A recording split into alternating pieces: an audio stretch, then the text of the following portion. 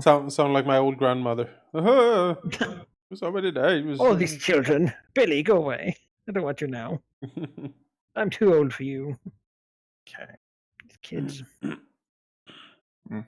Alright, let's take a look at Vergilith. But I'm fairly confident that I got it right. I was missing 5 hit points and I'm at 4 healing surges. Where am I? There I am. Let's see. Yep. Missing 5 hit points, had 4 healing surges. Wonder bubbles. Yeah. 1 action point. Mm-hmm. Yeah, I mean, that's really all I can see at a glance. So. All right. Then it was perfectly fine for you to delete that. Look at the caverns map of Valky. That's where we concluded last session. Caverns. Oh. At the pier of doom and gloom. Mm-hmm. Foreboding, ominous hell. The pier killed all of the Dwarga there. That's just What old. How do I have more will than this is giving? Fuck. Stupid everything. I love the agony that Jonas goes through every level of. Oh. Why? God, why? I mean, if leveling is too problematic for you, Link, you just be like eye open. Yeah, it's not just for We're 8, I'm 6. You're like, oh. It's the issue with macros or automation I made, Jonas, because then I can certainly help. No. It's just, I'm just. That's right. I am the person who is most free and liberated from that German automation. I know what happens when people subscribe to that. What happens? It's Germany's latest tactic. Oh, I see. Wheedling its way into power. It works well until people mess with it. All the Kaiser's pointy hats didn't work, and so new plan. Don't disturb die Ordnung. Das Ordnung. Das Ordnung, yeah. No, Jonas was actually right. I feel like. Listen, if you're gonna mock German, at least do it correctly. Fair enough. So you say it then. No. I'm just trying to help. No. German for he doesn't have to say it to prove himself, you baka. I tolerate you doing it. Isn't that enough? I mean, again, fair. Indignity sheep has to go through every time. That's like me tolerating you all speaking English. Oh wow! You know what? I was on call with a professor from Australia, and being a master student, I was introduced, and he's like, "Oh, so you're American?" I was like, "No, I'm Danish." He's like, "Oh, oh, really?" It's like, "Yeah, it's I'm not I don't." I've been confused for being American as well. Like by an actual German student who has been with me in many classes and has heard me speak German. He approached me and was like, "Hey, where are you from?" And I'm like, "I'm from here." And then he was very confused. This happens a lot with regional and dialectal things. I've had folks who not think I'm from South Carolina in the South in various classes I had back when I was younger because I didn't communicate as they did. That's the thing, right? Somehow, whatever muddled up mixed of accent this is, has become noted as American. Question. There's no part of this. That's our resistances. How do they? When do they? 5 plus 1/2 your level. So they're currently. So you should have lightning 9. Lightning 9 it is. I've got that automated. So I for fuck's sake. Great.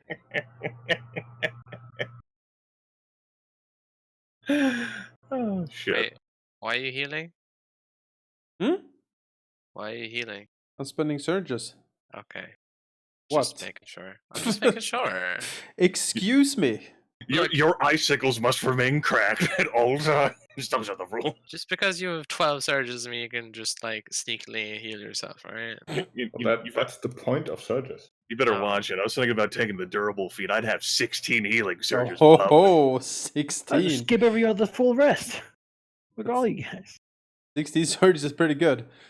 Gotta say. Wow. I have. I mean, I operated with 13 instead of 14 for half the campaign.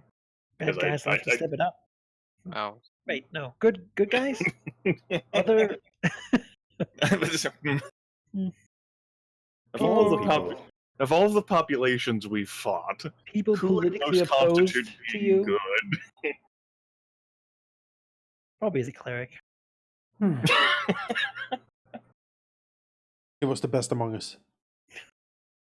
Well, Father Almighty.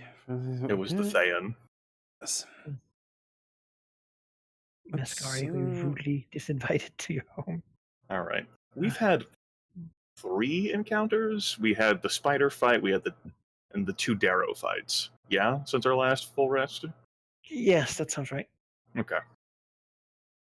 Which means an action point next after. Yep, an action point after next one. Good. For another milestone. Woo, milestone. Kicking them down. Left and right. Hot. Yeah, I mean, Also, I have a confession to make. All right. Before the confusion comes up. As it turns out, my Cage of Light, which I've been enjoying a lot, is a blast, not a burst. Oh. That's a Right. difference. Bit of a difference. Bit of a difference. Yeah. I just noticed that. I'm not sure why Thematically my more fitting? macro says. maybe it was automated wrong. Yeah. No, Curse it the wasn't. automation. Maybe that's the problem. Yeah, Maybe automation. sometimes There, we need there to wasn't remember any, that we're that's the problem. human and not allow ourselves to become machines. It's like when you fill the huge text box with things and then just automatically assume everything's correct. Jeez, you can't come in here without getting ripped apart. What? Poor sheep. I mean, the thing is, I know I'm right, so it doesn't really matter. See? That's how it is. That's confidence right there. Projecting it, you know? On the one hand, you're right. On the other hand, your character's been living a lie all this time. Not unlike a certain cleric. Oh, That is the most evil fucking thing. What? The gnome who ruined the poor cleric's life. Oh. Poor Solia. You can understand why he'd fucking like order the goats killed and like wreck like the everything. Man. Dragon Toraxus is still holding on to these fake relics. Like Yes. it doesn't even matter. No, it doesn't. You know? Supporting this. I know, supporting the continued deception.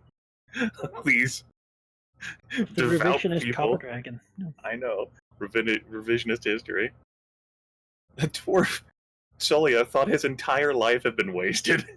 All of his work that he had devoted into studying a civilization which was proved, wink, not to exist. 5, 9, 10, 15. Correct. He was the victim. You can't victim blame. It's so I feel so bad for him. Just died heartbroken and alone. Yeah, he did. He really, really did. It's the kind of fucking thing that comes back as like a vengeful spirit or some shit. Revenant is a Vengeance! we have not rolled it on the table. Fucking like Kellen's just generated gonna a be photo. out doing whatever, being some sort of deceptive bastard, and fucking Solia is gonna come after him. He ends up being a huge pain in the ass to his party because he absolutely is not pulling his weight. What do you know? That is how it goes. Who really wasted their life's work here? He is Damn it! with Goran the fighter and Zune the drow. So, Bubblegum snapping edgelord. Yep.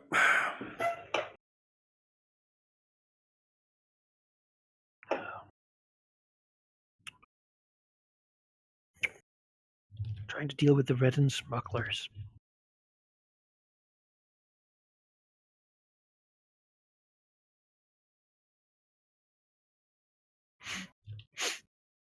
Mm-hmm. You guys just let me know when you're done with your tokening. I'm all good. Yeah, in light of my discovery, Manakai, I hope you don't oppose me retraining that daily, actually, my Cage of Light. Because a Blast 3 is not nearly as good as a Burst 3. All right. I mean, I get that. It's a new level, so Sure. had you used it? Because then the new Yes. one would have been used as well. Yes. Yep. I mean, he most certainly did use it in that last fight. Yeah. I am aware. I'm ready. Which also means you don't have to pick it yet, really. Like right now. But right now It I won't be have some there time for- to actually write the macro, and if we do, then take a long rest. I'm already That's ready. true. You might. Take a long rest. What are you Dragons talking? might feel they've done what they could do. What the hell is wrong with you people? See what happens in the world, you know? How is my dragon the least laziest? If I recall, you didn't mind resting last time. I was the one who Oh. dragged you down here. My character is 100% all for Yeah. at their default state, rest mode.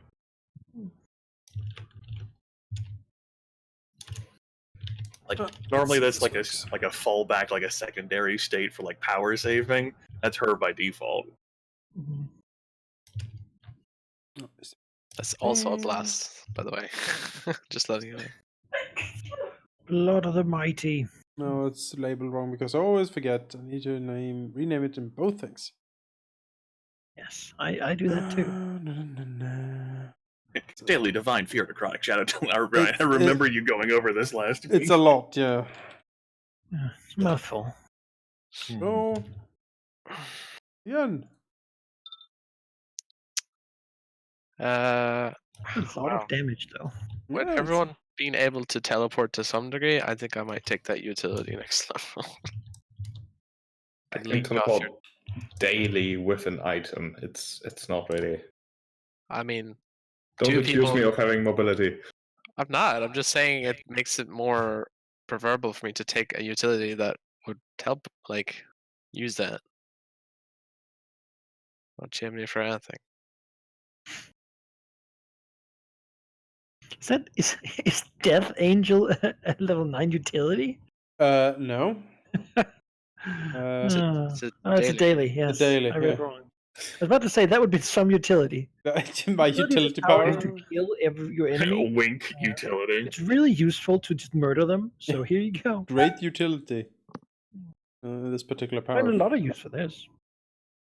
No, I have slept not very much and have been very busy. So if Yes. I get a few things wrong, be a little patient. Never. Cat baby. Ah. You have my support, Manica. Thank you. But that someone understands, you know. That's Grimmith. That's my epithet. Grimmith the Understanding.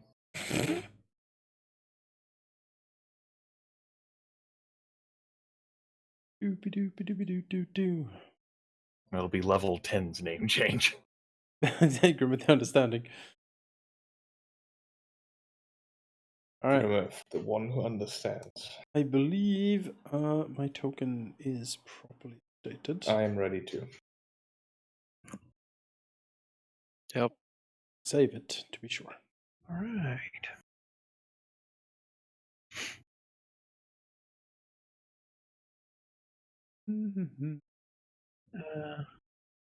Yeah. All we need to do from here on is a recap. I could do that. Sure. Last session, the dragons took a long rest to attend to some affairs that had been left unresolved since awakening from the Curse of Lethargy. Malignif worked on crafting armaments for lizard folk. Tilraxos worked on setting up his esteemed trade company, which will eventually include a gift shop and a museum and other wonderful, like a tourist trap, really. Excuse me. Yes, right. Veristrix worked on the process of learning how to build an astrolabe to eventually construct that for some sort of plot involving Valignith as well as the Azer, which I'm sure will cause mind flayers to descend upon the cosmos, because why else would the Azer want that to happen? Either mind flayers or fire giant. It's impossible any other way.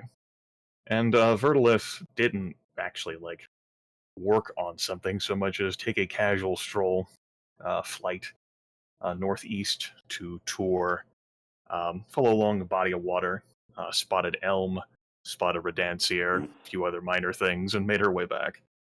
After our long rest, the group had delved back down into the Underdark, this time heading towards the purported path that would lead towards Thunderhome, because that is what the dwarves are interested in finding the way to connect with that, because that's what the dwarves have been wanting around these parts, these gold dwarves. We encountered a group of hopping, sneaking spiders in some foggy, steaming caverns.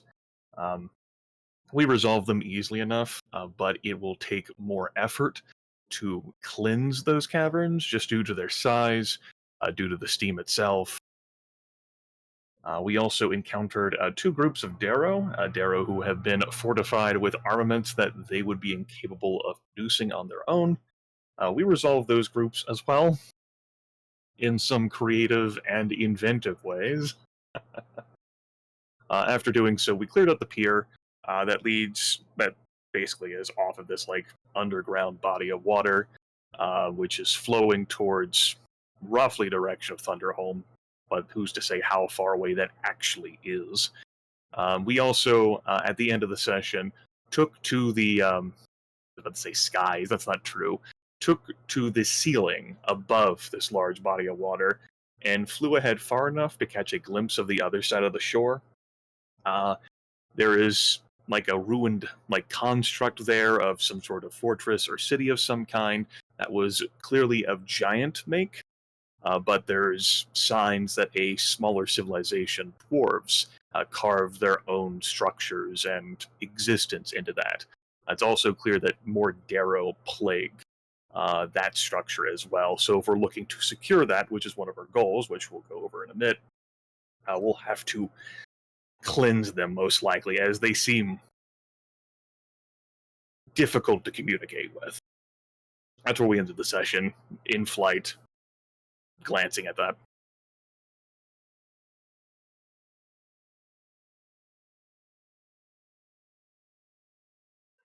Thanks, Grandma. Just to correct you a little bit there, it's not on the other shore. It was on an island in the center of this body of water. Got it. Yeah. So let's go over the goals of the group. Currently, you're trying to gain rank in the Winter Court, probably related to dealing with these hags. You're trying to burn down Helm. You're trying to survey the Giants Run Mountains. You're trying to secure the Ancient Hold, construct an astrolabe, arm the Bloodspike tribe, and secure at least one of each behemoth for convenient use. We have an open goal slot. Does anyone have anything they would like? I recall last week Jonas thought of a goal too late. What was that, Jonas? No, that was pretty much filled with Grimmathon's downtime, because I was interested in gaining a formal measure of the defenses of Elm. Like, what do they actually? I mean, we want to burn them down, but what do they actually have to protect themselves? That might be important if you're actually going to attack it. I have a goal suggestion, since it was my goal slot that got cleared up. I would say to explore the City of the Dead. All right. We certainly found it. Yeah, explore. That'll be a medium goal. Mhm.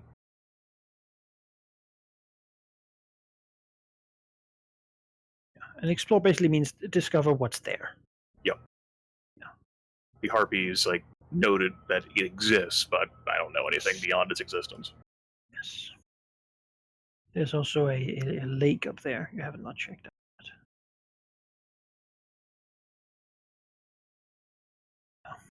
On the surface. Yeah. But that's pretty much where we are then. Giving us the goal slots we needed.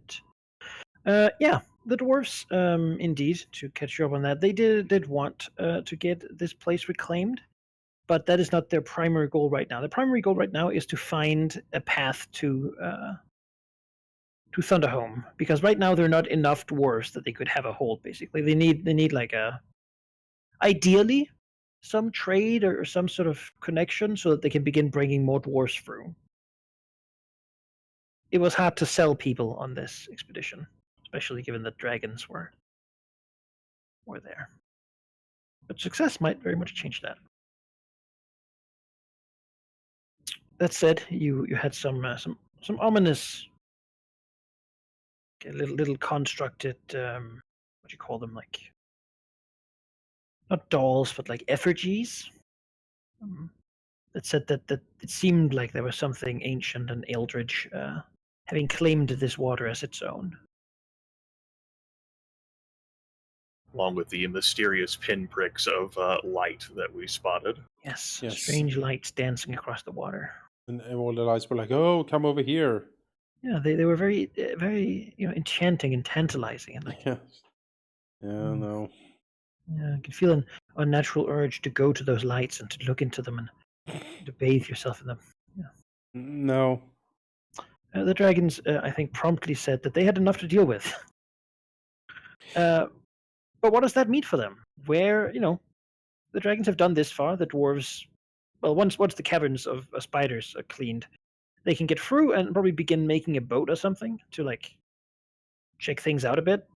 But I mean, this little locale certainly has like a little fortified area. You could, with the spiders gone, there's nothing really in their back down here. You've pretty much claimed this whole canyon area. Was the spiders something that we like actively would go and kill, or was that like a downtime activity? It's a. I mean, you could basically say you spend time to do it, but it's not something that's going to be challenging for dragons like you. It's going to take forever to do, or like several days of hunting them down. So probably something you might want to do in a downtime action. But we could also simply have you do it and then skip time until it's done. Downtime action seems fine, I guess. It's I mean you fought them sort of at their numerically strongest, but given how big you are at this point, I mean once maybe they would have been a problem for you, but at this point they're not really that much of an issue. There's just a lot of them, and many of them are hiding pretty well. It makes it annoying to deal with them. I like to think it keeps any future travelers sharp. It at least seems to mean that nothing from this lake moves further in than this. It's basically currently it's a pretty hard divider for most of these little creatures. Yeah, the Darrow were having problems with it too, so if we end up like delaying and any Darrow come back onto this pier and try to go in, they'll have problems with the spiders. Yeah. If we ever kill all the spiders, then Darrow again, it did seem that the Darrow might have had a boat here and might have actually gone around. It seemed that there might be other Darrow communities within this water body. What the fuck? What's so many Darrow? How do you? Oh. Yeah. What do you mean Darrow communities? I don't like the sound at all. A lot of fish, raw fish, and oysters. Ugh. Black pearls seem to also be very nice pearls they had, actually. Yeah, very nice pearls. They were. Clearly, the Darrow and their insanity have the secrets of making more of them, which the dwarves do not possess. Right, Tilraxis? Oh boy. Hybridize them too. Hybridize the Darrow and the dwarf? How many Darrow does it take to make a black pearl? Can we mass produce them? The Darrow, the pearls. He doesn't know. That said, I mean, you can get back again through the mist tunnels. On the way back, you're probably harassed by a couple of spiders, but you can like easily like crush them. So, if I recall correctly, we were contacted by Lady Strega, Lady Druma, bitch face, like her big. I don't believe. Big hag. I don't believe there's been a conversation about that actually. No, there hasn't. Veristrix got this message during the I will not long negotiate. rest. Well, in that case, I didn't tell anyone. No. In that case, what else do we have? Do we have anything more we will possibly do down here currently? I mean, as far as I remember, last time we did discuss that going into the water would be a terrible idea, but the ancient hold is in the middle on an island.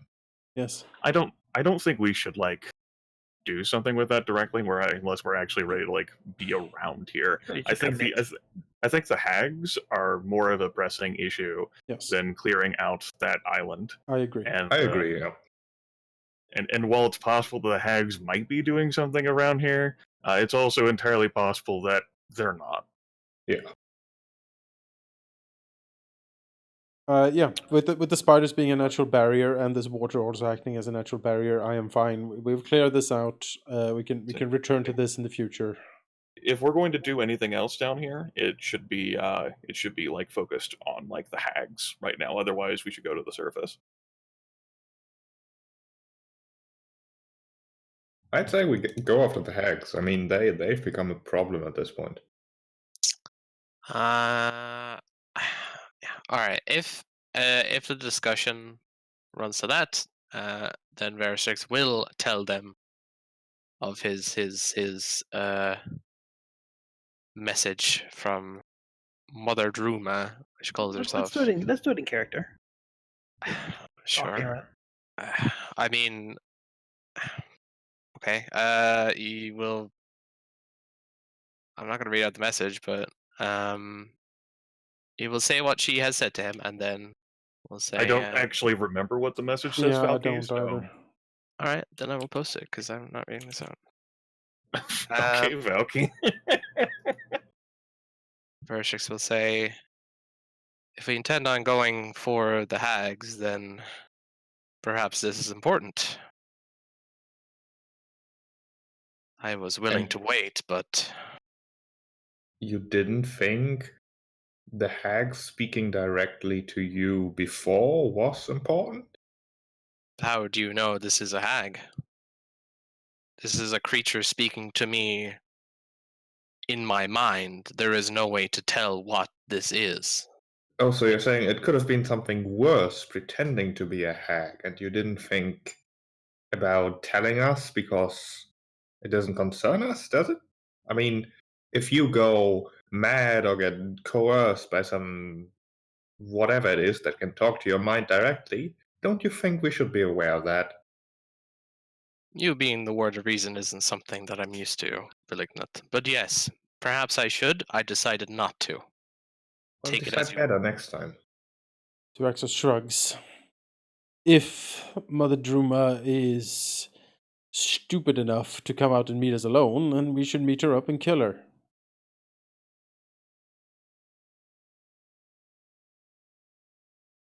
I would expect her to anticipate something like that, however. Still a good plan. Vertilov says, I am the least interested of us in what happens down here. I am willing to acquiesce to whatever you three wish to do concerning these hags, or whether it actually is from a hag, and willing to travel to wherever this is, provided you have a reasonable idea of what the message actually meant, Veristrix. I assume this was some sort of trick to lure me out, which is why I didn't immediately say it. I was planning to perhaps scout, but considering we're talking about going now, it seemed prudent to say. We know for a fact that these hags trap creatures and fill them with slime and curses and other sorcery to bend them to their will. They might try to capture you. Vertilus says, Veristrix has eluded problems before. He took direct action against the Serpentine Earl's forces on his own in the valley. Shrugs. As I said, if she is to manifest herself before us, then a good opportunity to destroy her. Maybe she sends a decoy, maybe she sends an emissary. It's hard to say. I, for one, I am not overly interested in the hags, other insofar that they stop interfering with our business down here, and that they bend the knee to the Winter Court that they have shirked. That is important to me. That means they survive or die, I couldn't care less. Then we go then. Fine. Verlith says, all right, then we go. All right. Where do you go? Verstrix would like to, maybe this is intelligence based, maybe this is skill based, but he would like to think about the message and try and gauge where exactly this message is trying to point him towards, where the troglodytes will not pass. All right. Yeah. What would that even be? Intelligence skill check. I did murder all. Yeah. Yeah. Sure. Just suss it out. Guess that's intelligence. Dungeoneering, perhaps.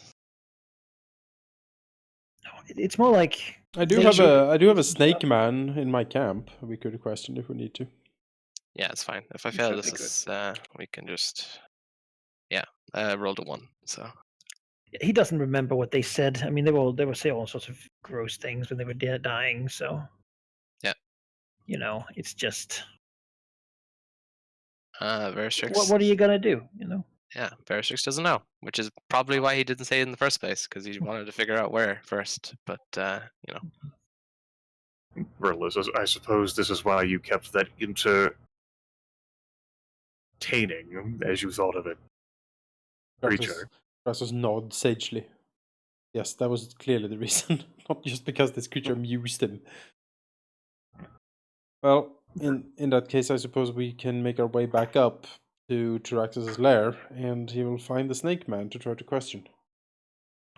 Yeah. He can look for the snake man to try to question. Yeah.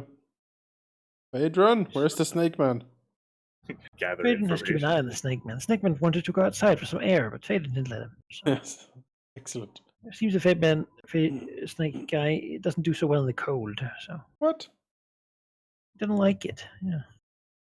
Give him like a thermal jacket. Yeah, like a brazier with some coals in it and like a fur. We have some of those. Stick your face in it. He of course does graciously as he's commanded, but he does not like. There's a frown. That's proper. He thinks the servant man can suffer the pain of the biting cold. I mean, he's not. It'll all be to the glory of horrible winter. So. He's not wrong, but. Yeah. Normally, if you interrogate someone, it's intimidate, but you don't have to. Yeah. This guy's not going to talk back to you. I hope not. It's very unfortunate for him. No, he just becks and slithers and says, "Yes, of course, I know everything they would ever do. I would tell you everything. Very important to them." All right. Well, then Tyraxus will ask him where the troglodytes will not pass. Where is that? Well, they would often go south to get the guano from the caves to fertilize the fields to the north, and they would also raid the lizardmen for their own meat, and because they're just mean. But they never dare go north. They would be devoured if they did. Why? There are many insects there, my lord. Many insects. Yes, they're being kept by there's a little fellow. He keeps them. He makes sure that anything that goes there is not allowed by the hags. They get devoured by them. All right. A buzzing swarm. Oh, no, swarms. I hate swarms. I'm really bad against swarms, guys. I've only had single target attacks. Well, I guess the Death Angel isn't, but They fill the air, thick as mud. Well, great. All right. Well, is there a signal or anything that can let you pass without being accosted by these swarms? No, my lord. The mothers, they mostly send things out, you see. They don't often take things back. I see. When they do, it's because he's there, Lord. We have a gardener. He takes care of them. Oh. I don't know his name. What type of creature is he? He's a little So it looks around for like a reference. Like smaller than the dwarves, yes, but very similar.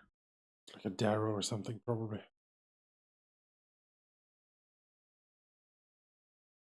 All right. Well,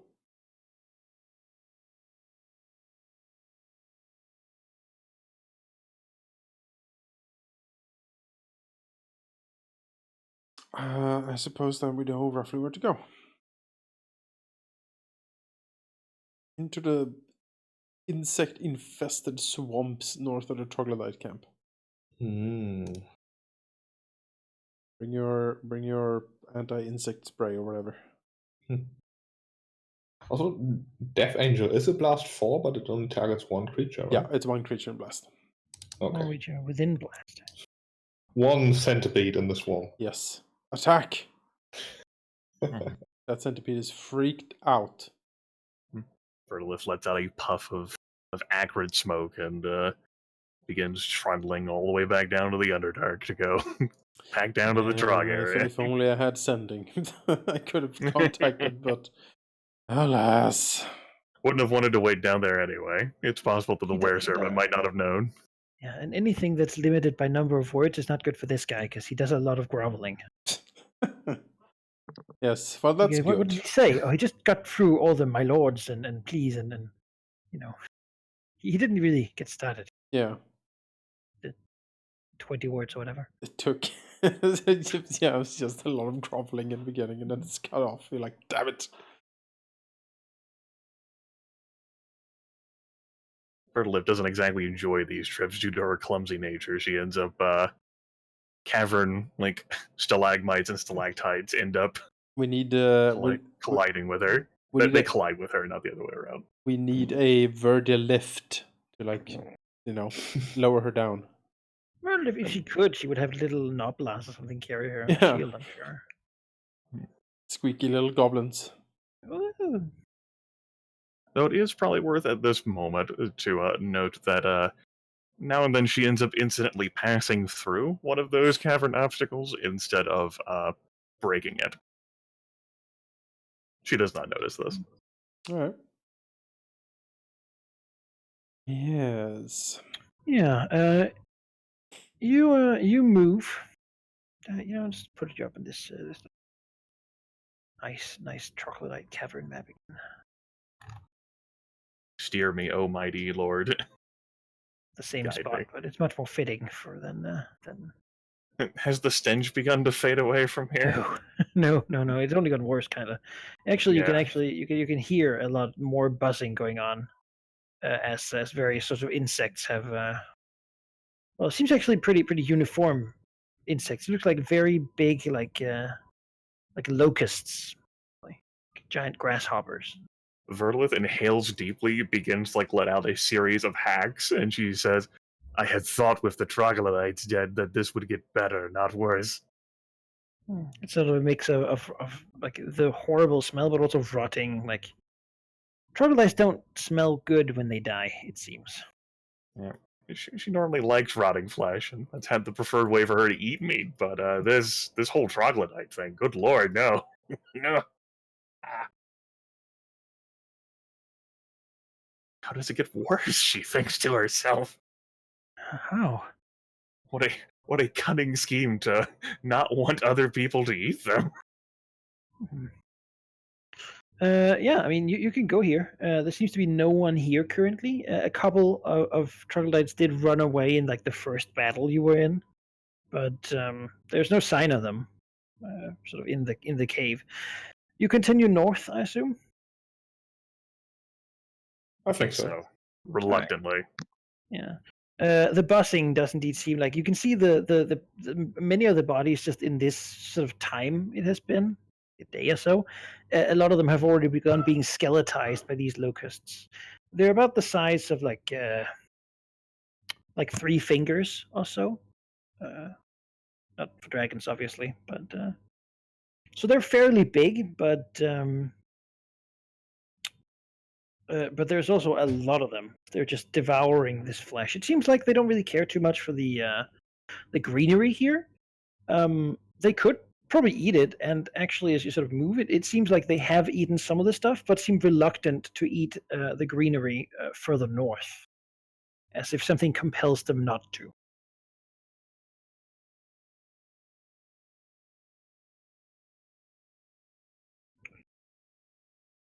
As you press on, you sort of get away from the camp. The camp is in the southern part of the cave here. Was, that is. You get to more sort of out of the big cavern and into smaller paths and tunnels. And you do indeed see that as you come over there, that you get into sort of a rise with a lot of these. Like they cover pretty much everything here on stones and such. On the ground, you can see them like crawling about. Almost like roaches just running over what seems to be almost bleached bones of a couple of troglodytes and what looks like a snake man that might have tried to pass through. It looks like two of them tried to push through and sort of have died like a meter within the area, and the snake man seems to have moved in and then retreated, got like 2 meters out before it seems like his skeletized bones are laying there. Draxus will There's a lot of them. in some Buzzing and hissing and like, yeah. Draxus will look at in some dismay. Look at Verdolith. Cock his head. Verdolith doesn't look very fucking thrilled to be here, but then again, that's probably her default expression. Draxus will say, Verdolith, you have a natural resistance to poison, and you seem to have an affinity for swamp things. Looking out into the...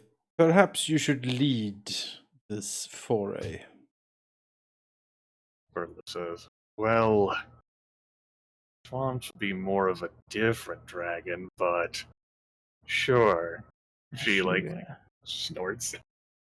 As you sort of look at this, standing around here for a moment, I mean, they don't really bother you. They do the thing like, if you're in a swarm of flies or something, they like land on you and it's like unpleasant. They don't really, like, it seems like a lot of them are sort of landing on you dragons and like testing out, crawling around, sort of covering you a bit as you're here, but they're not really sort of actively trying to devour you in a swarmly manner yet. Yet. It does help that we are scaled creatures instead of... Yeah, it's not like if you had like an open wound or something, they'd probably crawl in there and get going. But there's no easy target here that can just be part. They probably would love things that are already bleeding and such. Just crawl in there, get in the wounds. It seems some of them have like blood on their faces and such. Some of them that probably had a lot of blood on their faces got eaten by the other ones. So they certainly seem devouring. As you stand here for a moment, though, a thing comes out. Oh. Through the swarm that does not seem to be devoured by them.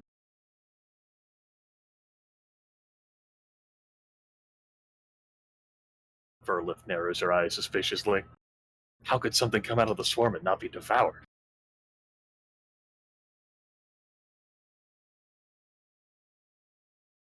The creature is big, or would be for a human. To you, it's about your size. It's large, covered in what looks like a sort of just thin rags, sort of thrown haphazardly over it. Yet its skin underneath is barky and bony, covered in almost like this sort of gnarly, barky skin.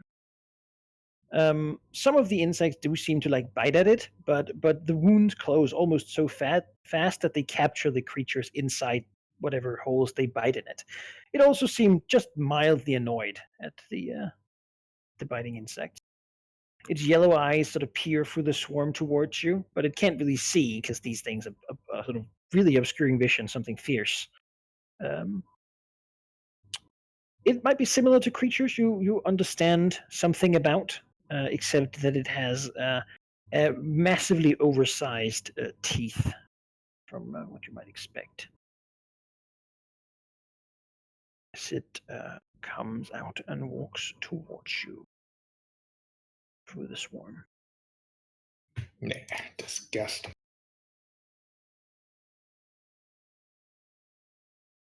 Moves out and peers at you, looking you over, basically.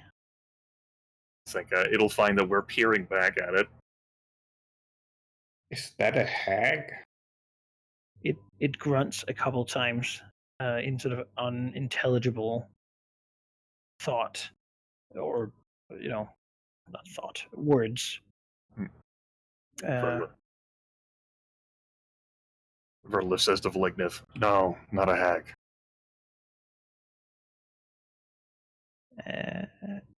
Acid. I mean, you can do if you want, like a nature or engineering check if you don't know about trolls. But Yeah. Draxus looks Sure. at it. Flexes his claws. Well, if it's not a hag, maybe we should just dispatch it. Well, let's see what this thing is dungeoneering wise.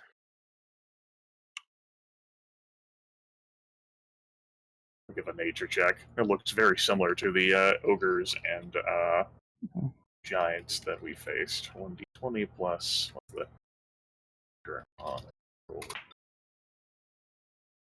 If Arthur looks at this, that's it's like pale and gross looking, kind of like the Earl himself. I mean, damn, kind of looks like there's almost some familiarity there. Certainly a giant humanoid, a giant creature of some kind. He in fact also recognizes that it's probably a troll, and they're known to like regenerate wounds and big, burly, strong creatures, generally not incredibly smart. Verdlith, though, knows a bit more. She knows that they're weak to, or at least their weakness is acid and fire. Either of those things can sort of burn their bodies viciously and also sort of make them unable to regenerate.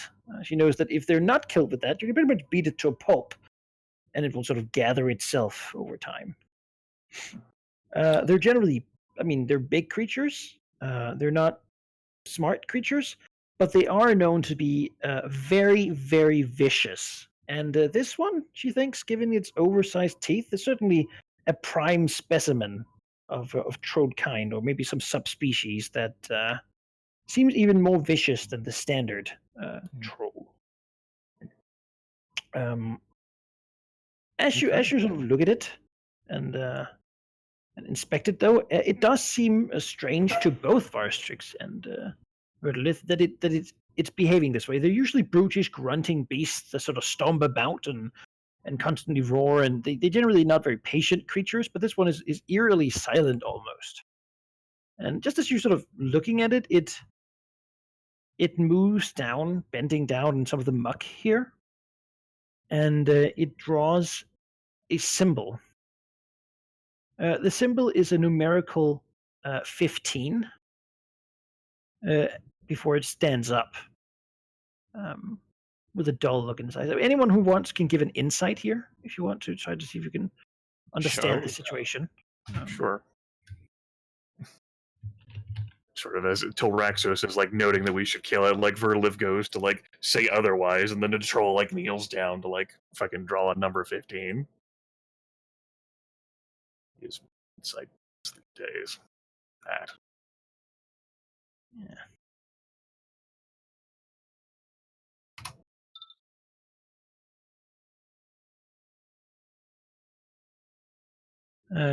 Yeah. I mean, okay. Everyone but Valignith gets an idea of what's going on here. And it seems this troll is currently being manipulated from afar. Perhaps it has mental control. At least there's some sort of mental compulsion for it to do what it's doing. Trolls generally don't know how to write numbers or anything for that matter. And its sort of vacant stare and stiff movements seem to reinforce the idea that it's being dominated in some fashion. After writing the 15 numerical, it stands there sort of looking at you and says a single word. It's barely intelligible, like common, seeming as if the troll actually doesn't know what it means as it says it, but is simply trying to produce a sound it might hear in its mind. Wait.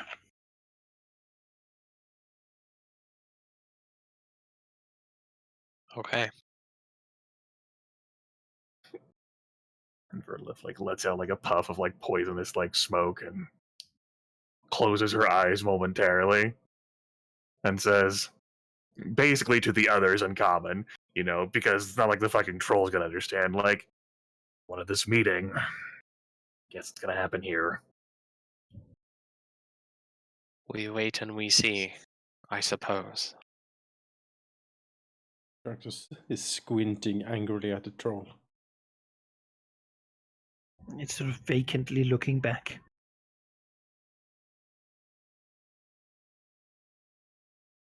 Mumbles. Wait. Everyone is ordering us to wait. At some point I won't. Grumble. You are free to proceed through that as you wish. However, I'm staying here. Verlith looks also- at Torek and says, who all has ordered us to wait? I also don't think that it's much Pointed of to an the order. troll. It's more like the hag can't just suddenly appear right in front of us, so there's a actual reason why we have to wait, because she has to travel here.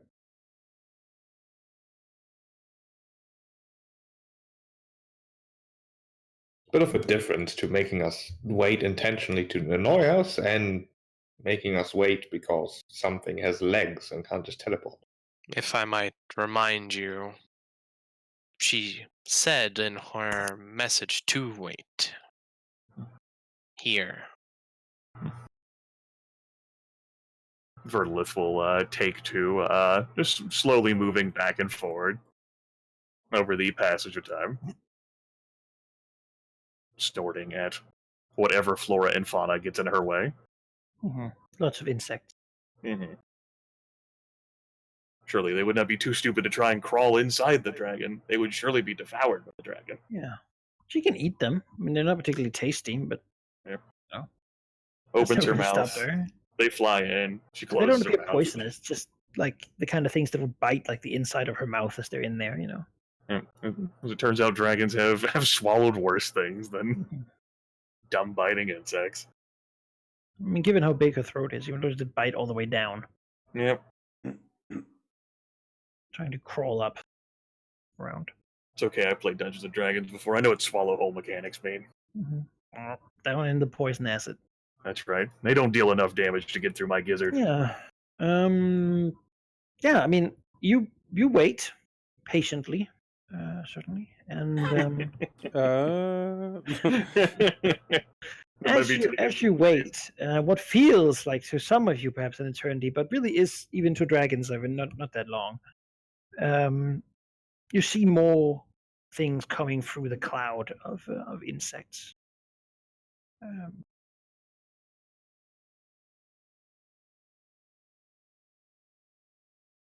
As more of these creatures stomp out. Amongst them, dwarfed by their size, and certainly also physique, is what appears to be a very, very old woman, sacking and hanging in every way of the word, dressed in what seems to be some sort of creature hide, perhaps a behemoth skin from which the scales have long since fallen off. She staggers forward, wielding a staff upon which an eye stares out. The eye seeming to constantly be moving and blinking, looking at these trolls. The creature's walking slowly, but the dragons can sense an air of danger. This creature looks like you could snap it in half like a twig, but there might be more to it than meets the eye. Daggers forward. Tyraxos feels a sense of kinship. This is a fey creature in some way. Much to his dismay, a lot of fey are not not really lookers. Adrian is, the top ones are, but a lot of these grunts seem to not be. As what does appear to be a hag. I'll forward to. The trolls will line up around. They're not armed, by the way. They're just big, sort of troll claws. I think during the approach, since we will have time to do that, Vertilith will lean in close to Velignith, and she will whisper in Draconic, should a fight arise, and with Tilraxos that is likely, the trolls are susceptible to burning.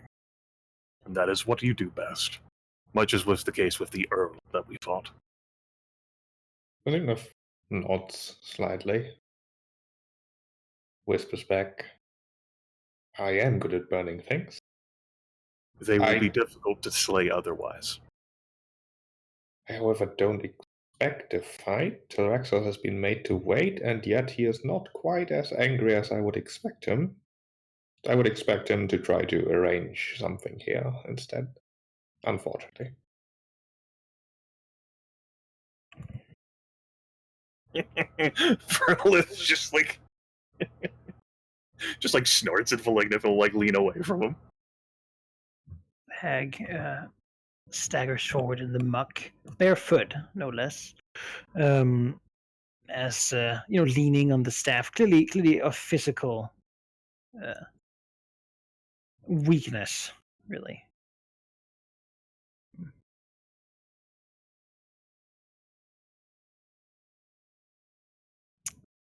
As again, it seems like the trolls are sort of moving with her, almost as if they move as one. All these 5 creatures. It seems even some of the insects are like buzzing and turning and beginning to like not sit on her, but like whirling around her as little orbs or clouds forming up. As she looks to the dragons and gives a what you would say is probably the deepest bow she can do, while still being able to get back up, or righting herself, holding the staff and sort of leaning down before leaning back up.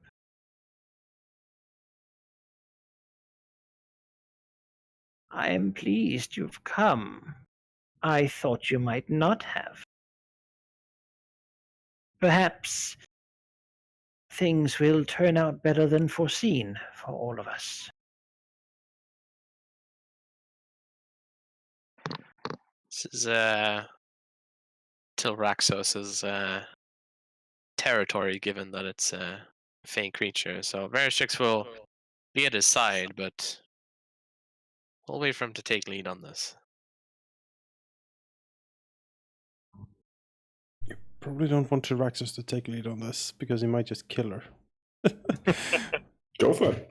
All Go right for it. then. I mean, Tyraxus will take a step forward and says,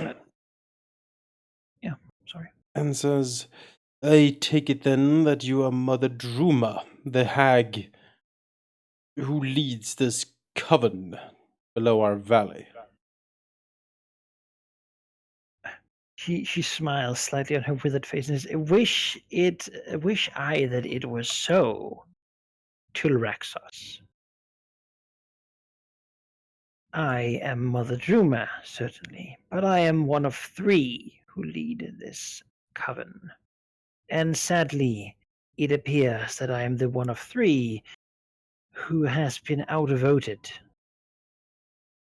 in our approach to the current situation.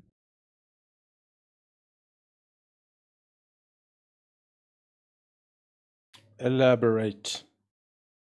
Gladly.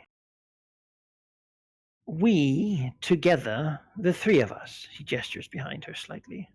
Her movement's still sort of stiff. As she does gesture slightly, the trolls in the back here gesture like largely, basically, for her. Have foreseen things for millennia. Or rather, incarnations of us have. Our bodies change, wither and die, but what we are, who we are, persists, even if it takes some time to regrow once we have to. Our tradition is such that we require each other to get any meaningful knowledge out of our predictions. And still, our predictions are vague enough to sometimes cause consternation between us. we tend to keep to ourselves, but this time we had a vision, if you will, involving you all. We saw you come with death. Not in some vague sense. No, death was following you, watching your every footsteps. You were carrying it with you, and it cared about you. Where you went, its attention was wrought, and much destruction came.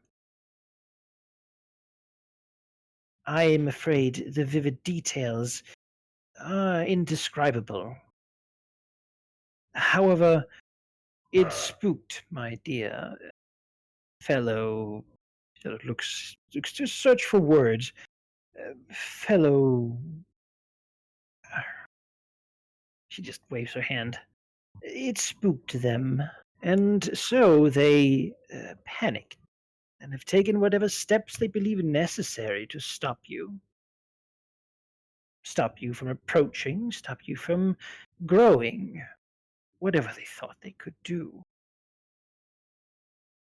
I, however, believe that this vision might be different from others we have had recently, or something else has been interfering. It has been more difficult to see clearly, and I'm afraid the will of something else is influencing what we might see.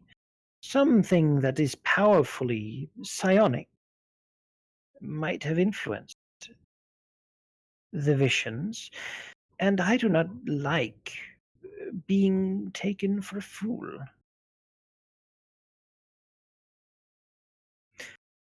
I know you come here for conquest. Your kind always will, and have before. Once we served giants in these mountains. They have long since gone, but I can tell you much of them if you desire. What I offer, as I said, sort of looks to Varistrix, is peace. I offer uh, talk, compromise, opportunity. You see, if only I could convince the others that I am right, then perhaps we might work with you, for you. She looks to Torexus, trying to gauge his mood perhaps, and in such a way we might be able to both prosper, you from the knowledge we can bring, and us from continued existence and running things as we always have. You see, I am a rather good person at convincing. It gestures a hand, and one of the trolls sort of gestures to themselves, then the next one, then the next one. Yet, I mostly do so on the things I help create. It makes them so much more docile. The others are sadly not as easily taken out as most creatures we make, and so I would need some help in weakening them sufficiently, perhaps knocking them unconscious to the point where I could administer their minds to help them see the righteousness of what we do. Of course, once they are convinced, we will call you rulers and offer you tributes to food and knowledge. Things that might be hard to come by in these now so desolate times.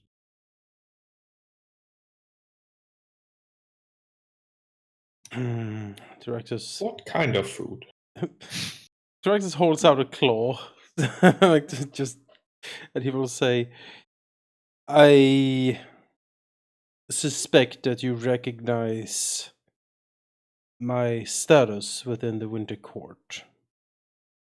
I sense something, but these affairs are not something we have tangled with, or even that I must admit I do not truly understand. We have had a vision of snow, of ice creeping across the ground here, but we thought it was a creeping of disease, of sickness of some sort.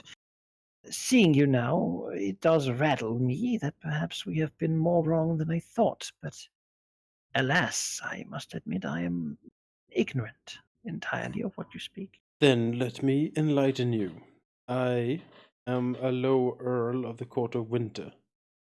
That means several things, which I would be happy to have my assistant inform you about. The important thing is that you, he points to her with a claw, and your sisters all belong to the Winter Court. You are Fae and of the court. There are ancient rules and bonds and tributes that have been called in. You have ignored these summonings, and I am here to make sure that you honor the old pacts and oaths. Yeah, without too much insight here, you can see that she appears slightly confused. She says, "We have not received summonings. I believe Fey courts are not something we have ever tangled with." Well, the proposal from my part is quite simple. I am a creature of reason, and if someone offers me a fruitful alliance, I am wont to take it. But that in this case also means that you will submit to the rule of the Winter Court, as you would serve under me and my fellow dragons.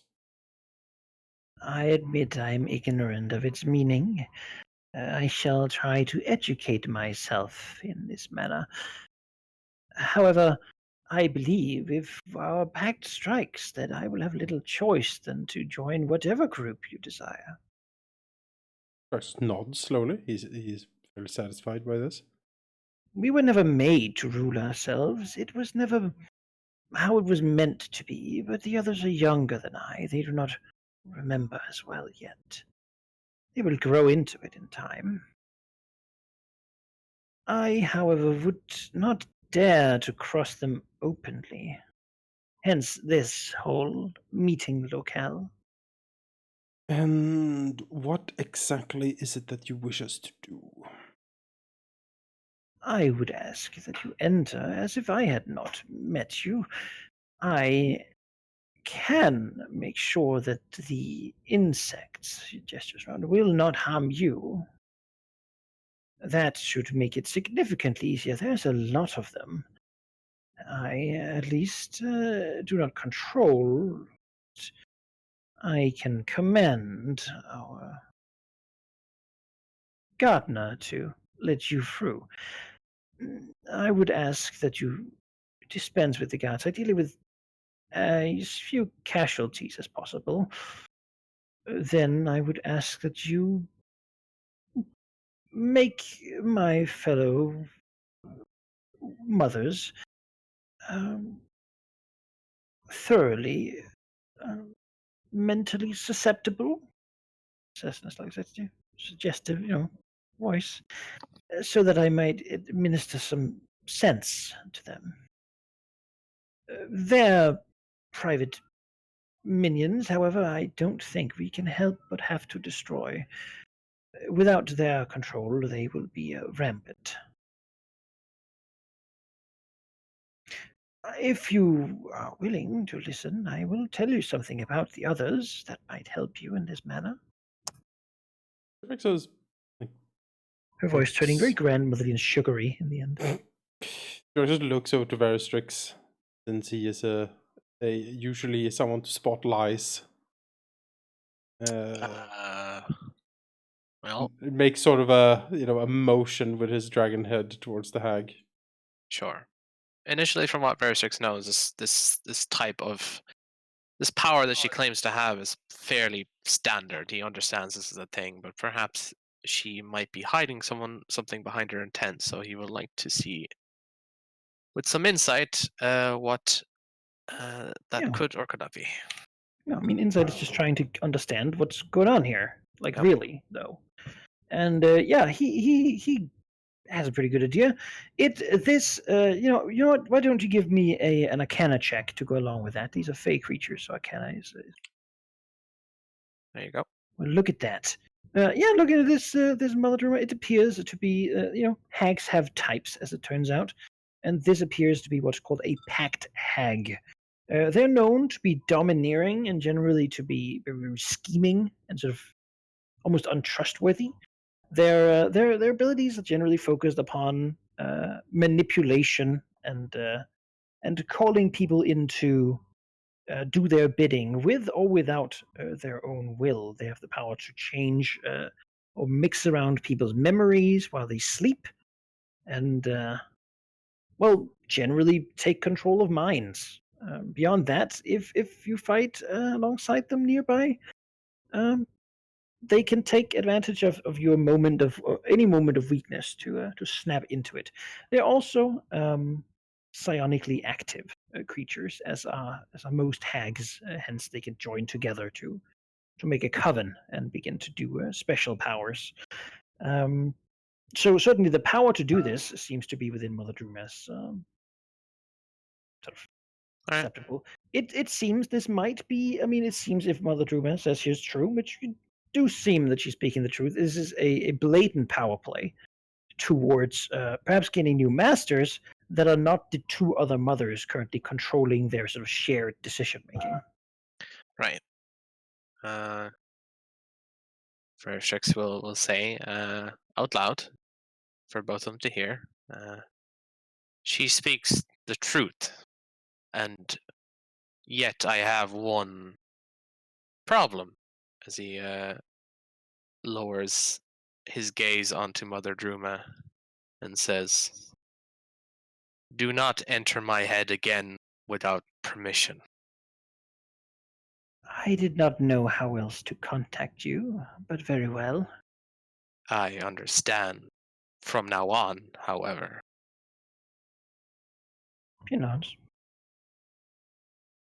Then I have no issue. There's a slight smile creasing Tyrax's maw. He understands this power plays.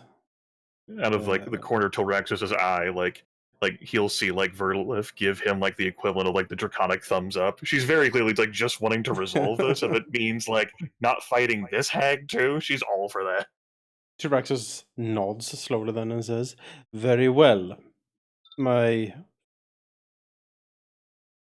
fellow dragons have spoken, and I believe their opinions wise in this regard.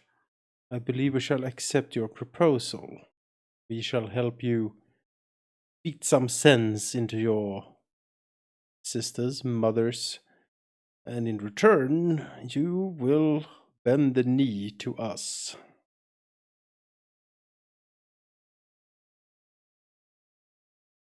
Yeah, she nods to that, slowly looking at you, clearly trying to see if there's any deception here.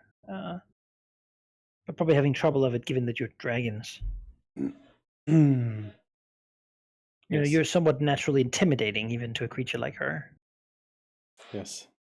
She nods. There are two of them, Mother Floria and Mother Hiss. Hiss has her creatures. She has always had the ability to create them, to curse them with the ability to change form. At first, they love her for it, the power it gives them. They cannot help it. They are a new creature, born from the mixture of a person and a wild beast. However, over time, they will grow mad, especially if they are away from her, slowly descend into, madness. She keeps them round. I believe what you did to the troglodytes. You would have met some of them. She commanded the troglodytes through them, often enough. Others she has simply led out into the land here around us. filling it up with them, thinking they would help to keep any trespassers away. They have clearly failed, however. Their strength is in their numbers. They are weakened to the element of silver. That is not something we have a lot of. Marcus smiles slightly, flicks his tail. He has been armed for Yes. this. They Tail have is ready. carry within them quite a few diseases of the land, however. She sends them out to gather them, if you will believe it. Getting bitten by them can cause all sorts of unpleasant maladies that are very persistent. I do not know if such things easily affect the likes of you, but I would rather say than not, lest there be some suspicion of deception on my part.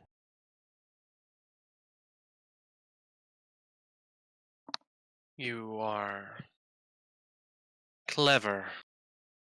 You cover yourself quite well. Mother Floria is the youngest and weakest of us, and yet she works her mouth a bit with bitterness, perhaps. She was always the more gifted.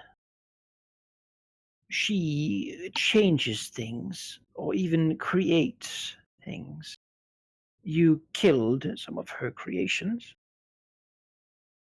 Goblin creatures, small, pitiful, useless. She turned them ferocious and useful. Time. Beyond that, she has rested on her laurels. An old creature she made a long time ago. During one of the surges, she had the inspiration to create it, though we cannot say how. It is a beast known as a hydra, wildly ferocious and incredibly dangerous. Likely, it would destroy me and these guards. She gestures to the trolls. She tends to stay near it, knowing that she is weak enough that we could destroy her alone fairly easily. She is clever, however. Clever. Too clever for herself. No. They both stay in the marsh, a rather large cavern. It is a treacherous place, but we live there well enough. You should be careful when going there. The water appears shallow and rocky, but there are places where if one steps, you will sink down into a cavern below. Small tunnels. She looks at you, though your size might help prevent just the occasional slip into one of them. Most creatures will sink below and drown quickly. Beyond that, it has proven a decent burial ground for us over the years. Regardless, you will find them there each, likely keeping to themselves, fearing deception. Their visions have brought them only paranoia, enough that they keep even me at some distance. She smiles slightly self-satisfied, which will be their downfall. Or rather, their road to enlightenment, I suppose.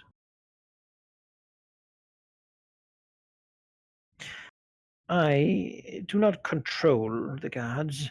They listen to, well, the three of us instead of single one. I have been able to convince the gardener, however, to allow you allow you through the insect swarms. This should remove at least one hindrance for you, though I do not know how much they would bother you. They are monstrous little things. That said, the guards should not be much trouble for a creature such as you, though they are numerous. Once they are taken care of, the coven will not be open enough. You have already destroyed both the troglodytes and the goblinoids. Had you not, perhaps they would have been called to defend us.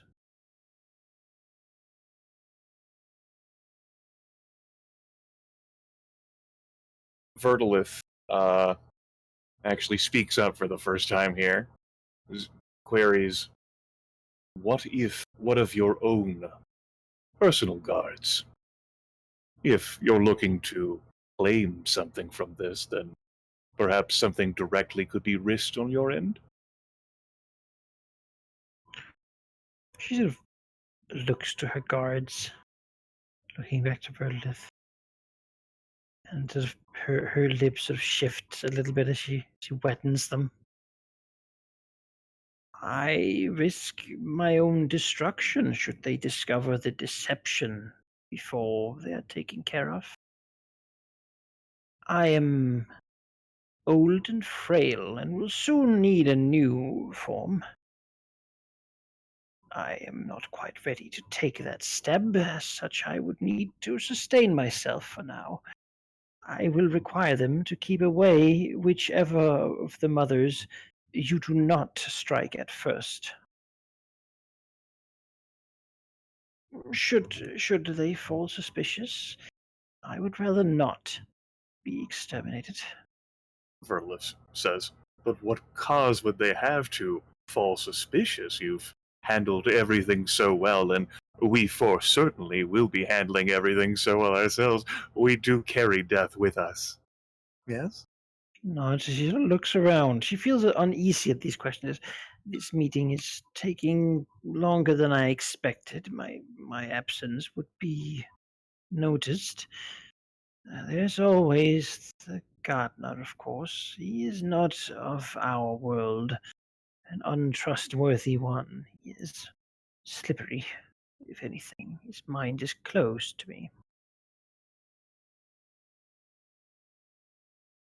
I forgive me, but my visions of you have perhaps changed or altered my opinion somewhat, even if I, as you can see, am trying not to make such visions come true. I believe we have more to gain by working together, but I do not wish to die. Well, if you can be as useful to us as you say, and I see no reason why you couldn't be, then we don't wish for you to die either. But that's not mutually exclusive with what I suggested. Hmm? They've already cast you out and outvoted you. Hmm? Could you give me like a diplomacy check? Yeah, I'll do that.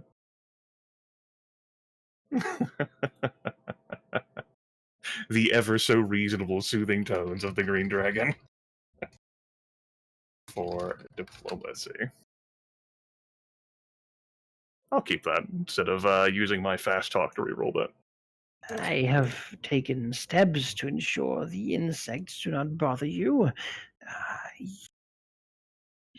don't know what war I've given you the weaknesses of my fellow mothers.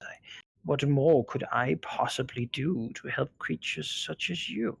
Well, you did mention that you wanted us to subdue instead of eliminate the guards that you could control instead of the personal guard of your brethren themselves.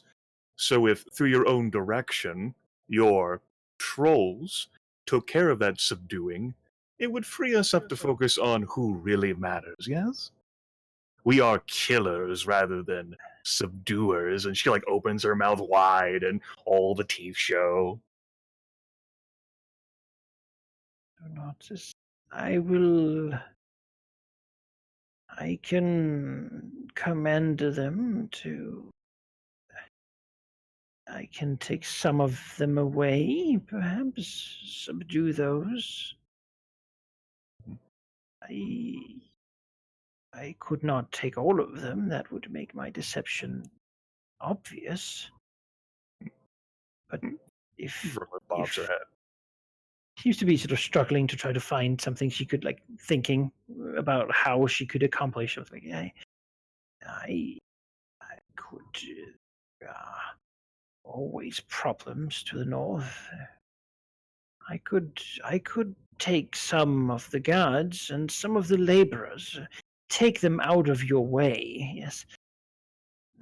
You will have to deal with the captain, I assume, but he is, well, not. They are not reasonable. I will take them out of your way. Verla says, "Splendid.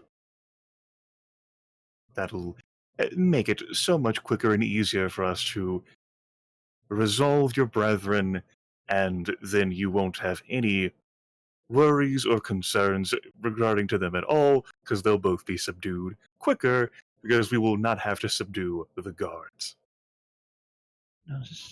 Yes, there will be some, but fewer, I suppose. And she seems to be apprehensive, as if this was a risk she would have liked to avoid. Of course, of course. Uh, Verlif enjoys her I being unsettled like suppose this. you could accomplish this in a single sweep. That would be ideal. Right. They'll have less time to notice your ploy, your play for power, if we're able to get done with both of them quicker, which we can do by you resolving. Would you wish to make such an attempt? I could not take out the guards away without some excuse that proves correct, unless it does not Vertilif. matter if Vertilif looks at the other three, and in Draconic asks, "Now?"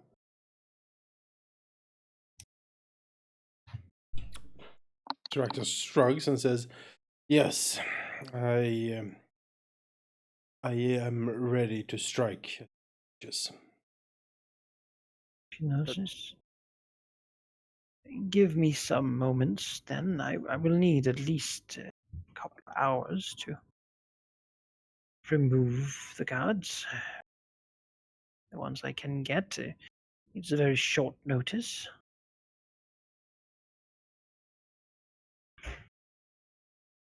Yes, I will see to it. I will keep them away as well until such a time as I hear no more sound from the camp. Vertilif, going back into common after asking that one question to her brother, and says, "Marvelous. We'll wait then. You have a signal that you'll give to us, or a sign that you're ready?" They will part. The path will clear. We'll look forward to that then. A pleasure, Mother Druma. Steps back slightly. Clearly not like at this point she's done it, but this also means this is the point where she begins to feel uncertain about whether Right, she like should have, perhaps. that whole death thing, that could still come for her. Mm-hmm. You know, she'll bow against this. It has been enlightening. And you may leave. Yes. I love that. That was good. They will go back through. Hmm. Leave the dragons alone. Verlif breathes in deeply, then says, "Well, at least I do understand what Tilraxos meant about us always having to wait for something." there will be a day. There will be a day when creatures have to wait for us. Mumbles himself, looking around. There will be a day when creatures will come and throw themselves upon our mercy, from far and wide. Don't even have to leave our lairs. Verla says, "I'm so glad you brought that up." She finds like a mushroom stalk to like lay against, because I have an idea, Tilraxos. Swivels around to look at her under the mushroom. I know. She claps like a claw like on the ground. "So, it's been a while since we've had some fresh blood in the valley. Remember all those glorious pawns and creatures that we took from the giants, and we made them our own. They're little were-rats. Some of them died. It doesn't matter. But you may recall, Tilraxos, that there's a constant stream of them just outside the valley, even less hindered now that there's no bandits. hundreds and hundreds and hundreds of little wonderful morsels that are so weak and alone, just constantly going across that little river, heading. As a matter of fact, I did spend some time outside the valley, Tilraxos, and I saw them myself, how they travel alone and huddled, hoping to find help, or whatever it is that those little creatures look for. And I think we could be that help. Draxus looks at her and then he says, "Go on." They're looking for a home, some guidance, some hope. So many of them have scars from the spell plague that happened. They don't have anywhere to go, no one to turn to. If they just had some order or stability. Well, if they didn't, then there's some lizard folks who are looking for some people as well. That would resolve that issue, she gestures at the claw, without even having to visit a village. Just constant streams of these creatures. We know they're going to keep coming, because they came even while that Serpentine Earl and his ogres raided them. You saw how packed their pens were. So full, they had an endless supply. We have not tapped into that supply. I don't see much point in just plucking useless people off the street, diseased and weak as they are. There might be effort involved in taking them from Elm, however, the effort makes it worthwhile. Besides, Elm will most likely have much more useful people inside. I strongly disagree, because the size of Elm is nothing compared to all of the travelers who have gone past the outside of this valley, certainly while we were asleep, for as long as we were. Think of the potential of hundreds, if not thousands, of bodies. Not all of them will be useful, of course. You just eat them, or give them to the lizards down here that Varistrix wishes to befriend. And I mean, you're looking to build armaments for them, so I think you're looking to befriend them as well. And, I mean, if you can't make use of them as a laborer or a minion, and they become a slave and then are sold, and it's just profit and value all around. Really, why aren't we doing anything about that? Draxus scratches his shin with a claw and says, "Well, yes, hard labor. There is things that needs to be built, caverns that need to be dug. You need to be skilled to carry a shovel. You just need to follow orders. And yes, they are very disorganized and just wandering around, aren't they?" If you could give them some stability, I'm sure they would figure out how to work a shovel and a pickaxe. Draxus nods. Yes, simple creatures don't want freedom, they want order.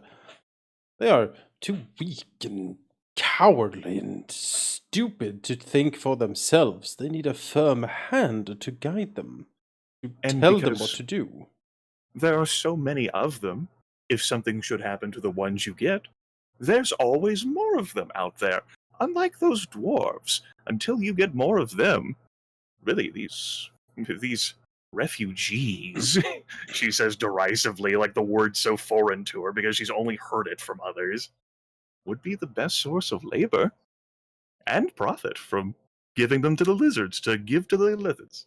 Draxus nods. Yes. Is definitely something to this. I don't quite agree with just giving the lizard folk people. That wasn't the plan. The plan was to entice the lizard folk to the point where they themselves think that they have to work with us to get what they want, not just for us to give them what they want. I'm so glad you brought that up, Valignith. And her full gaze shifts towards Valignith. And Valignith is probably the one most suspicious of what Vertilin has to say. You can visibly see Valignith suddenly tense up a bit. What did I do? Those members of the Bloodspike tribe, it was, yes? That was only one tribe of those lizard creatures. We never bothered to talk with any of the other tribes. They said, No, don't do it. What if one of those other lizard folk tribes could offer us a better deal? After all, we were considering getting their help against the hags, and it looks like we're going to be resolving the hags on our own. Do we really even need this blood-spike tribe? No, there might be one that's more amenable to us dragons, one that doesn't have some stupid religious folklore story about some great savior who's going to come. A tribe that is more accepting of advances and guidance. Yes? I mean, the idea was to show this tribe what they can get by serving us, and then use their example to convince the others. But true, we haven't talked to the others. Maybe they are better. And recall, their language, they have no interest in serving dragons, right? They don't know their proper place. Wouldn't you Oh, agree, Veristrix? that's just what they say. They don't mean that. Verstrix looks at Verdilit impassively and says, "Petty talk in my mind. We have given them a deal. We will do it. Feel free to talk with whoever you wish. Does not concern me." I think the lizard folk exclusively hate purple dragons, perhaps because of their stubborn nature. That would explain a lot, I think. She blinks, moving her head back in surprise. Of course, Veristrix. Your deals with the singular lizard folk tribe that loathes purple dragons above all others is primarily your concern. This is beneath ground, after all. Verstrix smiles, probably for the first time in quite a long time, and says, "You seek to get a rise out of me, Verdilit. Your proposals are sound, but your words are discreet. They hide your intentions behind them." My intentions are to advance all of us, yes? I don't want to go to hell. Tyraxus nods. Verlif knows that she can count on Tyraxus. You think of all the slaves. Verlif says. But if you genuinely do not have an interest in speaking with the other lizard folk tribes, that's something that you and Valignith will have to discuss then. She just for like rolls like her fat shoulders. As I said, you are free to talk with whoever you wish. I am I'm doing interested. so now. However, I'm worried that talking to this tribe's rivals would mean that they seize any contact and we'd have to kill them, which means we'd lose all of them. Yes, that is certainly a something that could happen, yes. Worried about the concerns of these pawns. To behold a dragon talking to someone else, looking for a better opportunity. I do like opportunities, yes. And I'm not worried about their feelings, I'm worried about them offending me, so I'd have to kill all of them. That would just be a waste of resources. You don't have to kill all of them, you just impress into them the idea that serving you is what's best instead of being your friend. If you just hurl one of their behemoths around like you did those goats, how could they resist? Let's see their ancient folklore legend come to strike us down. It's not just Tyraxos will disagree, I think fear makes for unreliable servants. Not always. Always. Most certainly. It is an effective tool of management, I find. It has to be constant and ever present, and how can you get anything done if you need to constantly oversee your people? Tyraxus snorts. My Verlif also presence, my presence, and the threat of my presence is always there. They know what happens if they disobey me. Are you saying that all of your potential servants shouldn't be afraid of you? I'm saying that I want servants that I can leave alone without fearing that they might do something stupid. And that is very rare. If they do something stupid, then you get new servants. Practice snorts again and says, "Why does Renella Cold Brew think that she should act in the best interest of me? Well, it is quite simple. There are two reasons. One, she benefits from it herself. The more powerful I get, the more powerful she gets because she's a favored. Exactly, and that's the motivation that Because we can she's agree a on. favored servant. If she fails, she knows that my wrath will be terrible and she will suffer a lot for her mistakes. So she fears it. These two objects, things, emotions war in her constantly, I am guessing, and is keeping her alert and on her toes." When Runella Cold Brew left the valley ever so long ago, she did end up making her return. Now, if she wasn't afraid of Tilraxus's retribution, she was certainly afraid about her other thing, and that's something Tilraxus can very much control. Money. Nods. Brunella Cold Brew came back for gold. Yes. Gold, status, influence. All of these things I can give her if she serves. If she fails, a terrible fate awaits her. She has taken a gamble, yes, but if she does not fear me, why would she fear failure at all? I am What these lizard folk are being offered is not any sort of gamble or risk on their part. It is one where they will be receiving all of the reward without having to do anything.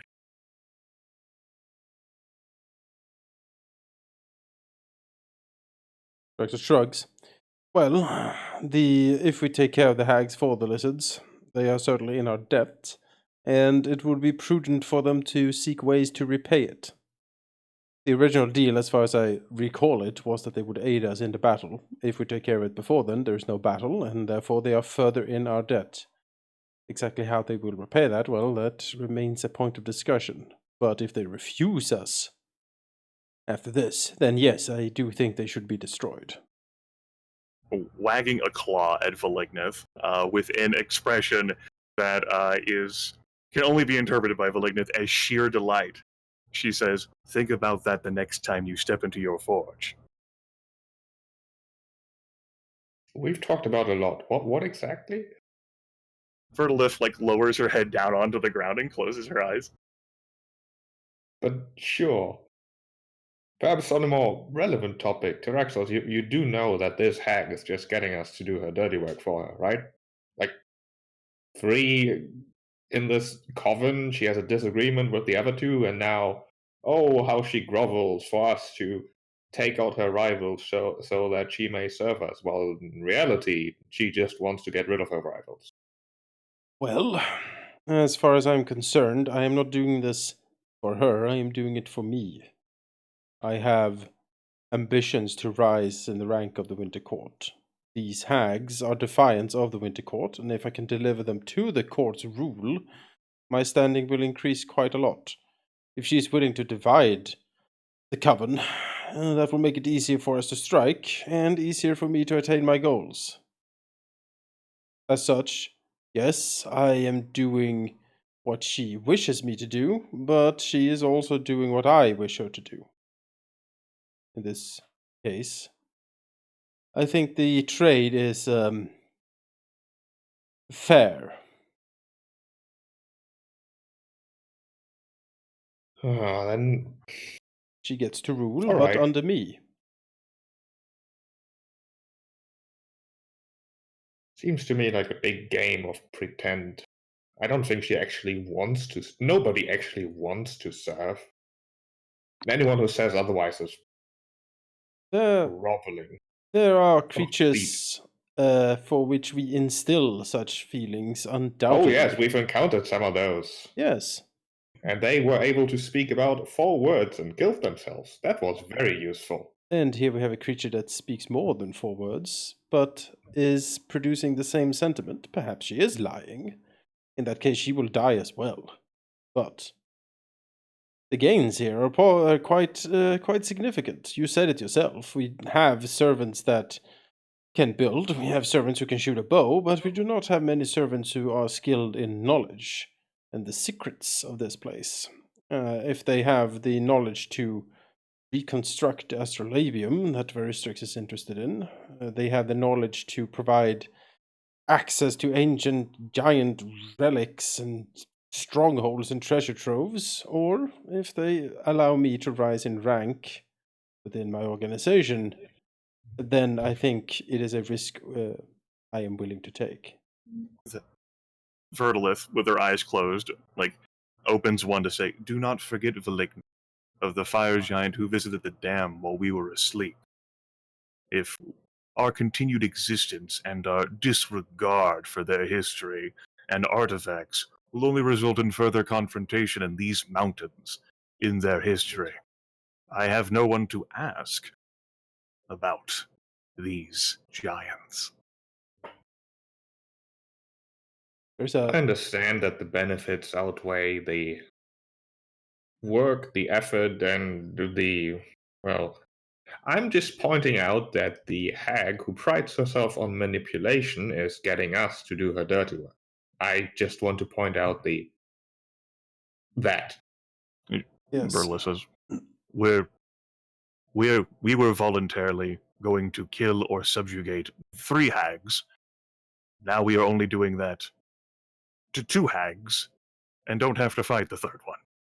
Which you very much enjoy because it means doing less work. I understand. Yeah. Do you have a point? Traxxas nods as well. If we can get the same rewards and results for less work, then yes, that seems like the wiser course, does it not? I'm just saying that there would be less headache in the future if we killed all 3 of them because I don't trust any of them. You're not supposed to trust anything. Well, let me rephrase that. I don't believe they are saying anything close to the truth and have ambitions that do not necessarily align with ours. Then you're not listening to your senses. Any creature that has any base of intelligence must survive. Of course they're being deceptive, that much is true. However, we are using them as much as they're using us. And remember, to our benefit. And remember, if they fear us enough, they wouldn't dare act against us. And if they do, they die. Simple. Traxxas nods. Yes. If something opposes, we destroy it. If something bends the knee, we accept it graciously into our glorious kingdom. Yes. Well, don't get offended if at some point in the far future I say I told you so. Traxxas snorts and says, I think I will reserve the right to be offended. Verlis says, may. "Oh, that would be the least of your offenses."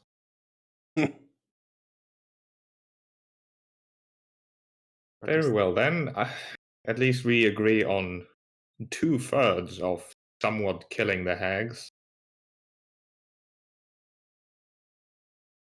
Verlis lets the eye slide shut. See where this leads us. It is opportunity, and I like that. So the dragons waited. Patiently once again for the insect swarms to part. Which, after a bit of more waiting, they did.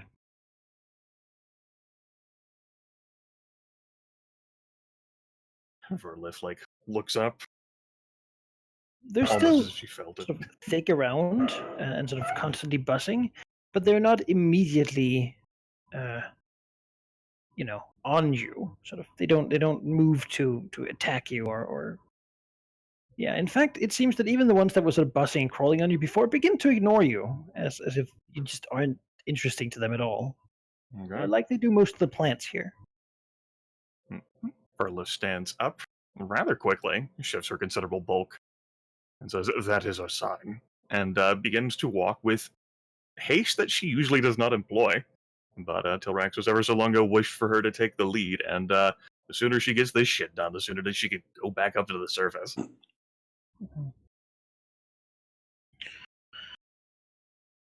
Yeah, You move through this sort of upper part of the caverns, the high rise, so to speak, the outer defenses of the Hack Coven.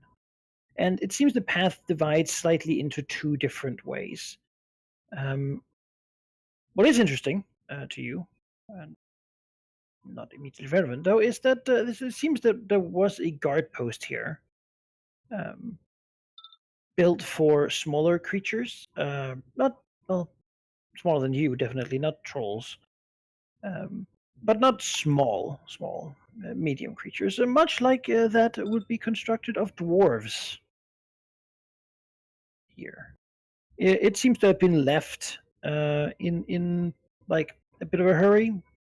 Probably the guards that were removed to make your way, effectively removing the first sort of encounter of approach here. As you continue, the insects swirl around you. Probably, like, it seems they're pretty omnipresent in these sort of northern caverns, though they grow much sort of, what do you call it, like a thinner density of them as you continue further in. It seems they sort of their guarding job is on the outer bit of this area. As you go further in, you begin to see rows of plants that seem to have been actually planted there, like, purposefully. The ground is less muddy and more rocky, and in it, channels have been cut out where stagnant water sort of slowly gulps away. Various types of plants have been neatly groomed and sort of set up in what appears to be fields of herbs, and well, you don't really know what they all are, but it seems like someone's growing them. Do we have enough vertical room to fly over the plants and stagnant water, Manikai? Yes, you have a bit, not a lot. Certainly, like it's not a high ceiling place. It's very sort of wide, more. But yes, you can not touch them if you don't want to touch them. I think that would be wise, considering what we've heard about what the hags can do. Also gives us a cool little aerial approach. Yeah. As you approach, though, you can hear like yelling and scrambling further in, as it seems that you're not exactly what you'd call stealthy. Sort of massive, deadly lizards approaching, and it seems they have been somewhat caught off guard by the lack of, like, well, the border guard effectively, and the insects also seem to have no effect upon you somehow. You hear yelling. And as you approach, the yelling is in deep speech. If any of you speak that, Nope. I don't think anyone does. So I remember your dear Bone Dad never taught you that. No, I'm gonna need 13 intelligence if I want to pick up other languages, and that's never coming. As you basically burst through, burst into the caverns. Not incredible amounts of space in here to really sort of play with, but yeah, it is a neat little to actually have time without having to constantly expose more. There we go. As you charge, you see what might to Raxus actually might bring him a little bit of jealousy, or he might get excited at the prospect of what he might win. Yes. Because what he's met by is seemingly a scramble, sort of quickly assembled, but it is an opposition that is standing in formation, preparing to fight. They look much like dwarves, though a lot of them are lightly armored. Perhaps having not had time or just resources to really equip themselves. Most wield hammers, pretty much all of them. And then they seem to have taken up sort of a spear formation slightly, ready to resist whatever blows come against them. Though they might find out that is not necessarily the best tactic against dragons. Currently, two what seems to be commanders in the back are yelling at what seems to be a gnome wearing a particularly sort of overgrown outfit, who seems to be shrugging and explaining his complete innocence in whatever is going on as you approach. Where can we position ourselves, Manikai? You're coming from this area here. You can also be from over here if you want to. Okay. I don't know where we are. Where's the enemy? Ah, You're coming from this way here between these two tunnels. Uh-huh. You And could the also have come this way around if you wanted to. And the formations are going to be I like will over reveal here. the enemy for Okay. you. Oh, okay. Well, I do love formations.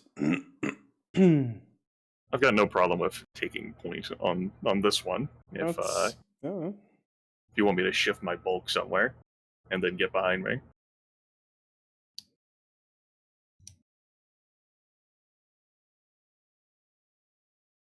it's like one of those sliding puzzles. Yes. Oh no.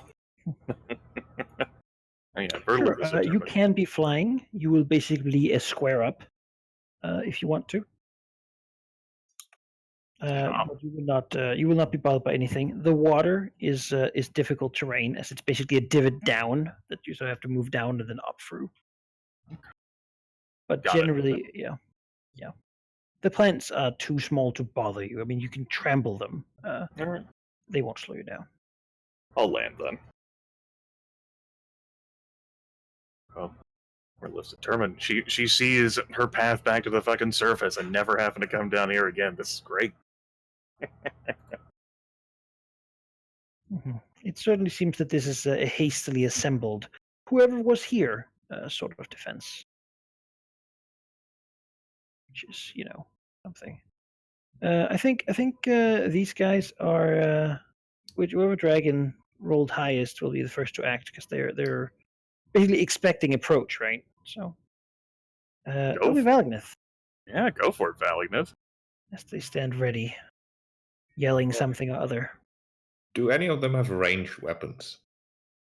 As you look at them, it seems like warhammers. These guys back here don't have warhammers. Instead, they're sort of they do have warhammers actually, but they don't seem to be holding them up as if that's what they plan to fight with. There's no crossbows, none of that stuff really. But a lot of these creatures, in fact, all of these creatures appear to have like their hair is knotted into what seems to be thick quills actually. If you want to do me like a nature check, a canna check, or something like that to see if you might know something about what these creatures are, you can do that. Might tell you something about what it can do. Sure, let's go for nature. 19. That's actually not bad. Yeah, something that happened,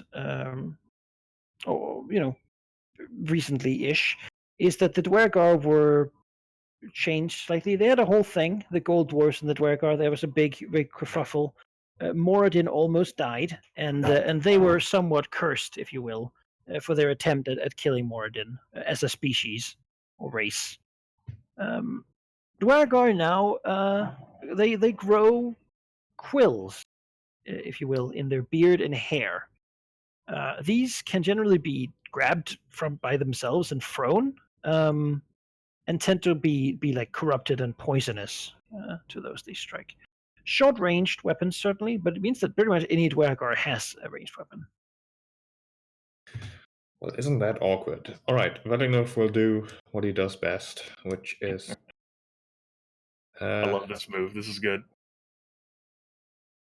Well, I think you'll be disappointed because I don't mean that. No, you don't mean the total defense move? Damn it. Oh, okay. You I do mean Yeah. All right. Yeah, I knew it. Move forward, total defense. I was right. Yes. All right, as they seem to indeed get ready, as their commanders yell something, still angry at the gnome, but now distracted at whatever is going on here.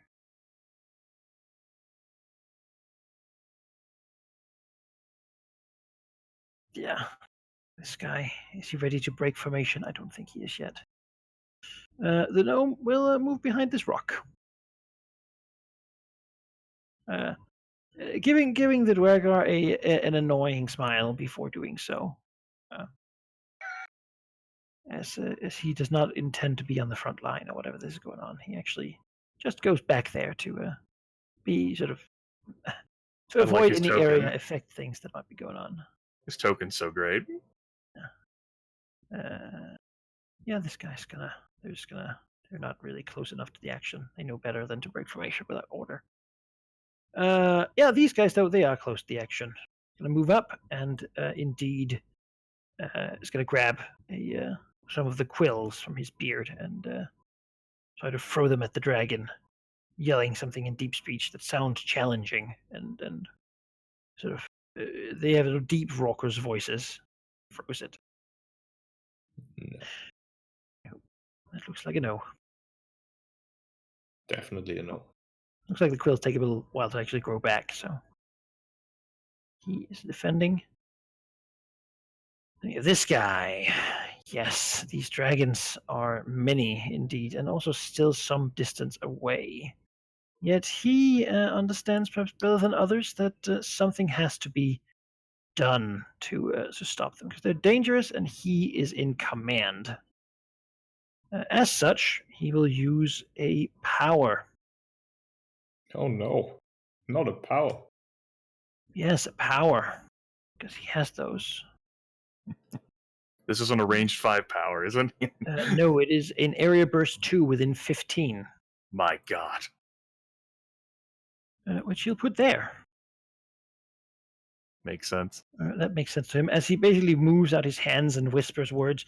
You perhaps recognize some of these words as he's not quite speaking infernal, but it certainly is devilish magic he's wielding out as around you basically explodes into little almost like, yeah, I mean explosion, I suppose. I was going to say the opposite of an implosion, but that's literally an explosion. Of fiery orbs that sort of appear out of nothing as if just sucked out of another plane, and then begin to rain down as he uses the brimstone hail. This is an attack against reflex for each of you.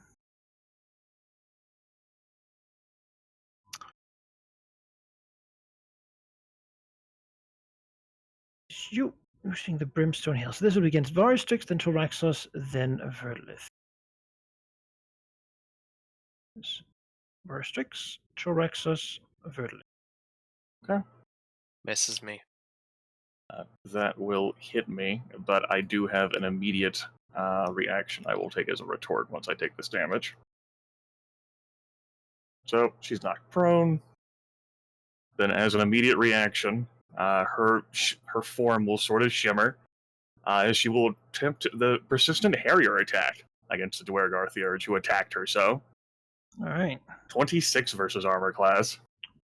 Yes. Okay.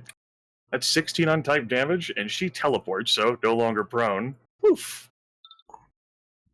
Right here. Next to the the order bastard who goes hit out for her. people to move. that is not expected. She roars in anger, like her body having had this fire hell colliding with her, snarling at the Dwergar. Yeah, he swirls or swivels, and then he shifts back here. Mistakes were made. Any follow up to that? No, he's not marked. All right. He's happy for that because he is faster than the other guy and can use his quills as a minor action. Oh. Grabbing them and throwing them at Verlith was actually not that good of a target for that. That will just miss.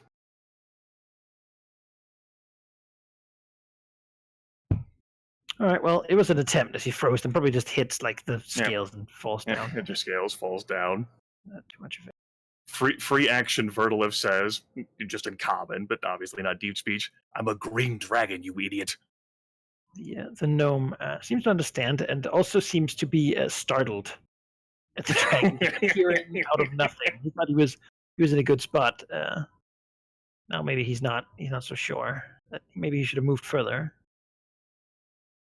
As well, they've had the order, and these guys they move forward. Now he'll move over here. There's deep water here. Oh, water that's difficult terrain for him, so he's got to wade out into it.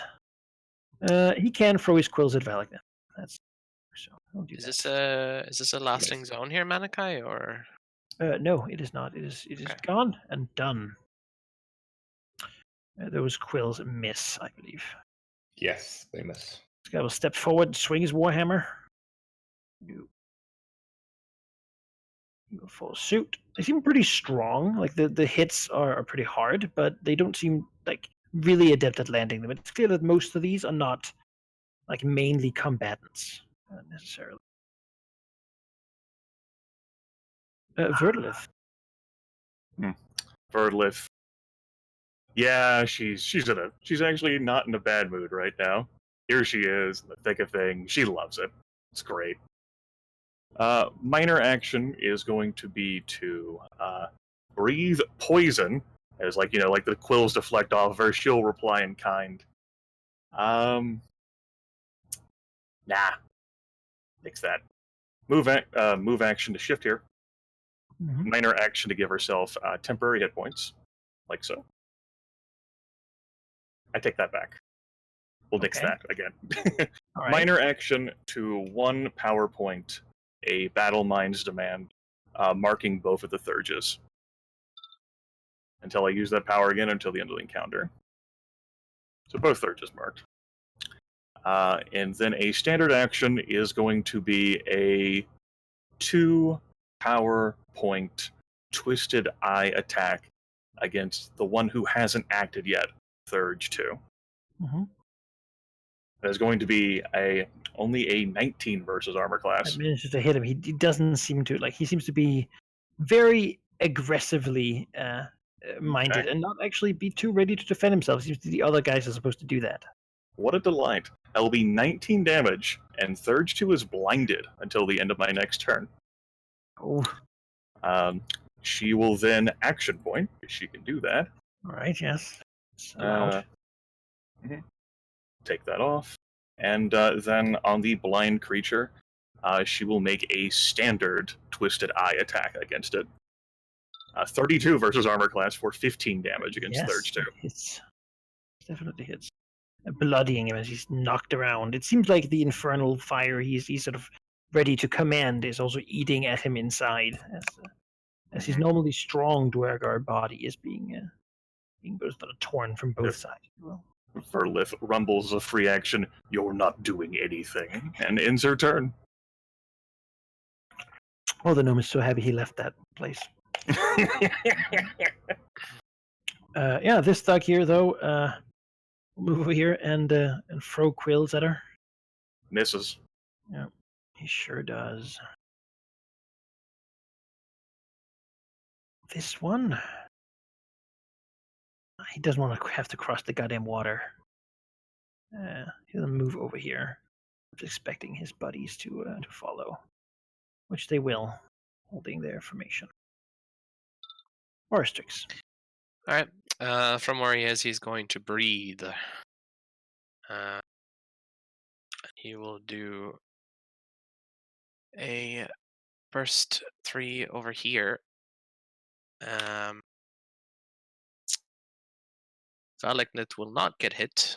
Instead, because I have to take a feat. Mm-hmm. Any ally hit by my breath gains a +1 to attack rolls till the end of my next turn. Feels refreshing. Yeah. He has reformulated his inner mist to reinvigorate his allies. So how romantic! I love the idea of his will becoming reality like that. Like, it's a slightly off-colored gas to what we used to. Well, I mean that means okay. Max damage too. I know, that's beautiful damage. Not that it matters with thugs, but with nukes. As they don't appear too good at dodging or something. They're actually pretty sturdy, probably meant to stand in the way of enemies rather than to sort of I mean they die. Probably with like screams and yells and cries of pain as they like pop and fall down. Beautiful nuke. He will land as he walks or flies down here on the ground. It's 2, 6, 7. Let's see here. he will throw a yeah, those tear just need to go. He will throw a fully augmented dishearten over here. At those 3. Nice. All right. The last one would have common advantage, but I'll just add the 2 after it rolls. So 17, 17, and 28. No, yes, yes. Okay, 19 psychic damage Beautiful. and -3 to attack rolls till the end of my That's next turn. so close to max damage on that too. Oh, so good. Right. Yeah. Issue. Blast them. Psychic power. You wince instead of sort of stumble. Yes. Not much more in them. As Veritex will survey his next target for his next turn. Yeah, this guy will see that, basically, that display. He recognizes power when he sees it. He can move over here, which will not put him in range of restricts. Instead, he has to throw his quills at Pelith. So have some quills. They say no quills for him. Tyraxos, Oh my indignantly god. being knocked on ground by Yeah, what the hell fuck fire. is like? God damn it! This keeps happening. It just keeps happening. Like the indignity of this. Yeah. Oh, I'm gonna kill all of them. Draxus will get up with the move action. About to charge a motherfucker. Yeah, that is what is gonna happen. Before he does, however, he will pop the Shroud of Shadow to give himself 10 hit points and some concealment as the shadow leap up to swirl around him and protect him. So, temp. And then he is going to charge in here. Get this guy.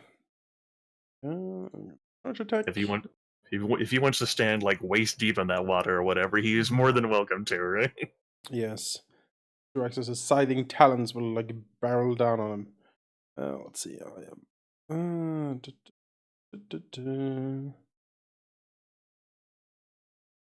I'm charging, which means some bonuses. Choo choo. Paint train coming. Hopefully. Oh yeah. That's a natural one. So no. Oh No my paint god! train. I'm just gonna go to bed, guys. Like clearly I'm not supposed to be here. I can't believe that again. Tyraxos Why are you taking Jake's role?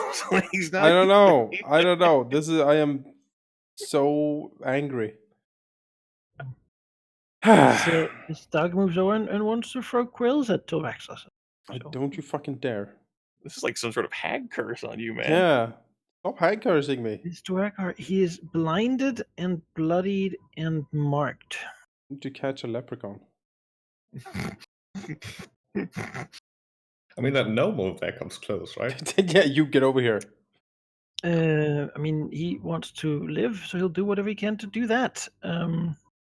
So And -3 and the blind, so -8, I guess.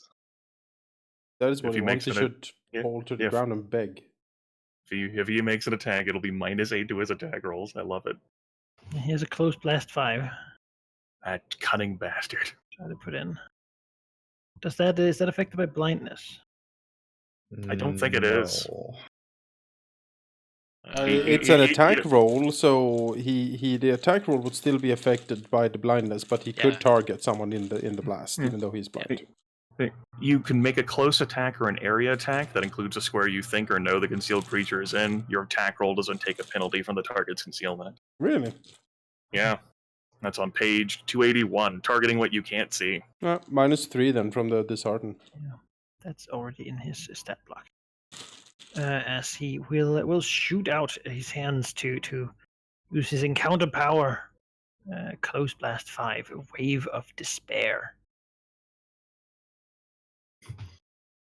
She will. That just despairs her, yeah. Alright. 10 psychic damage then. The target is slowed and dazed. A save will end both. Slowed and dazed saved both. I'll go ahead and mark the statuses. Slowed. Dazed. Mm-hmm. Yes, and taking this chance to get a little step here, hoping to get some cover by the rock here. Okay. Find him. And well, he would throw quills, but he can't actually see anyone now. So he's gonna try to hope that he can nurse those wounds. It's until the end of Verlith's next turn, or beginning, or something. Until the end of my next turn, yeah. Right. So he stands there for now, bloodied and scarred. This guy takes the chance. I mean, the quills didn't have much effect. So he moves in, swings a hammer. That will not hit, even in my condition. Well, he does have advantage. Not hit, even in my condition. Oh, all right. No, that's true. You have a low AC. Yeah. You are bolstered. That enough is bolstered. I sort of just want to go over to that gnome and say what's up. Peers up behind a bunch of mushrooms. Is he actually doing anything, or is he just hiding? He seems to. I mean, the last thing he did was move from here over there after being yelled at by the Dwergar, these two guys. And he sort of just took cover there. I mean, he really hasn't had time to do a whole lot. He basically left, and then like a nuke went off, and death and explosions everywhere. Currently, he seems to just be like covering, holding his hands on his sort of mushroom cap hat, and like he seems pretty startled. All right, I like that. Well, I'm just gonna go over there. All right.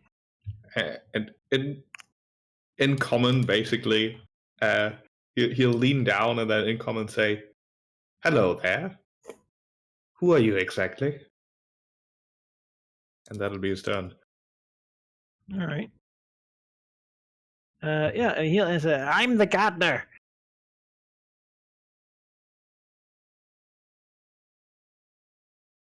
What is that? I take care of the plants. He's still like Interesting. basically covering himself, trying to. Yeah, I think this guy sees that the Thurges back here are in need of aid, and will move over to provide He'll it. break formation? My god. Yeah, it's pretty bad, but it might be what the Thurges are telling him to do. This is the worst timeline. And as one has been bloodied, he will use his infernal anger, drawing upon his anger to light his weapon aflame. My god. And try to bring it down on Verlith with a flaming warhammer. Even with my penalties, that will not hit. The gnome will. Well, are you actively threatening him? If he tries to move or do anything shady, then yes. If he just wants to sit there, then he may do that. Well, okay, he total defenses then. Yeah, that's fine. He's not into this whole thing. Though he does seem to. Actually, I don't think he would total defense in this situation. You're big and fucking scary. I think he wants to not have this happen. He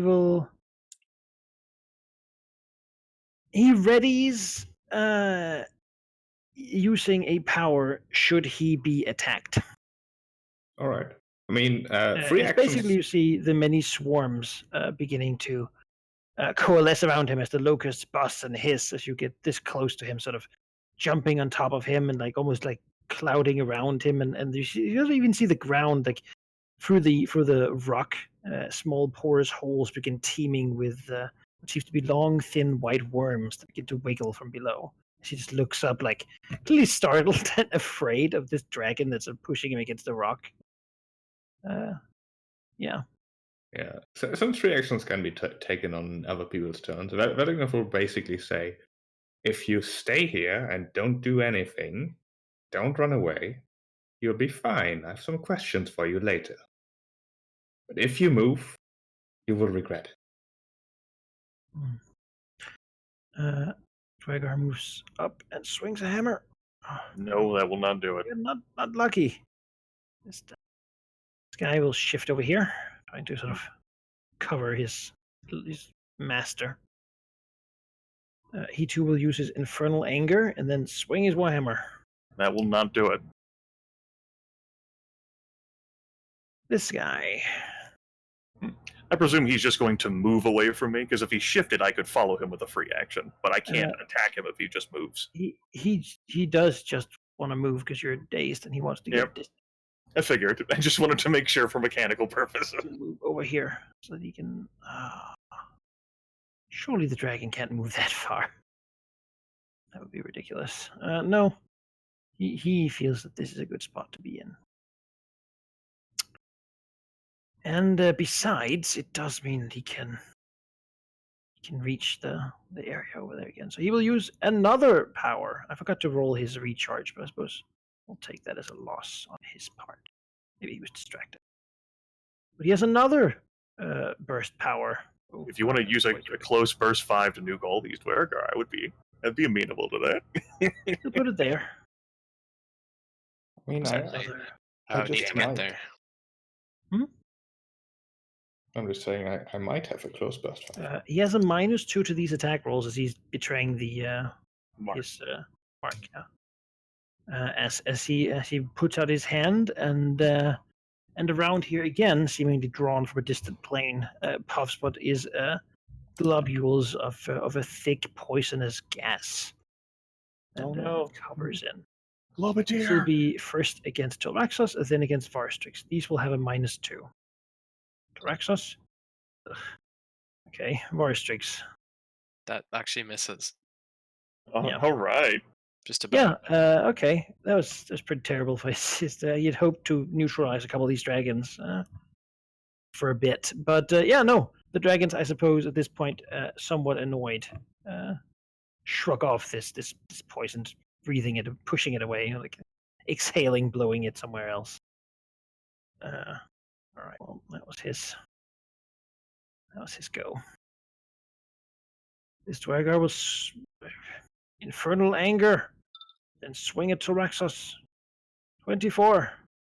Will miss. Nope. Verlith. Verlith will take her single action that she has to rear her head back. Bastard thought he was safe from me. Think again.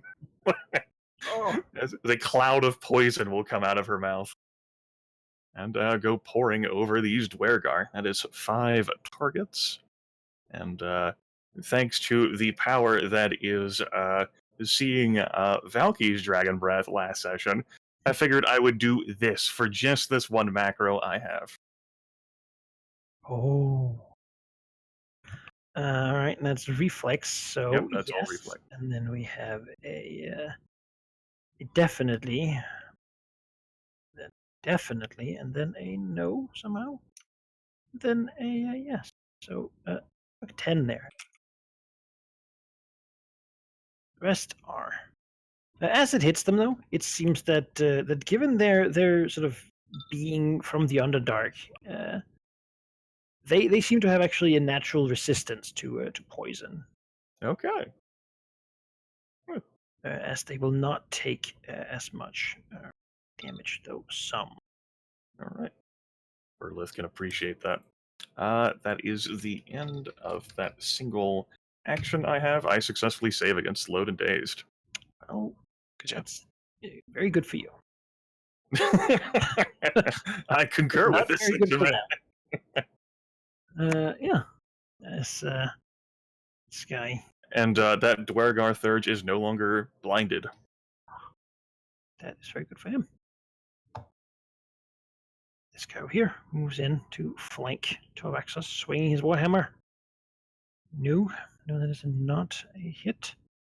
This one can't quite get there, but still try. Oristrix.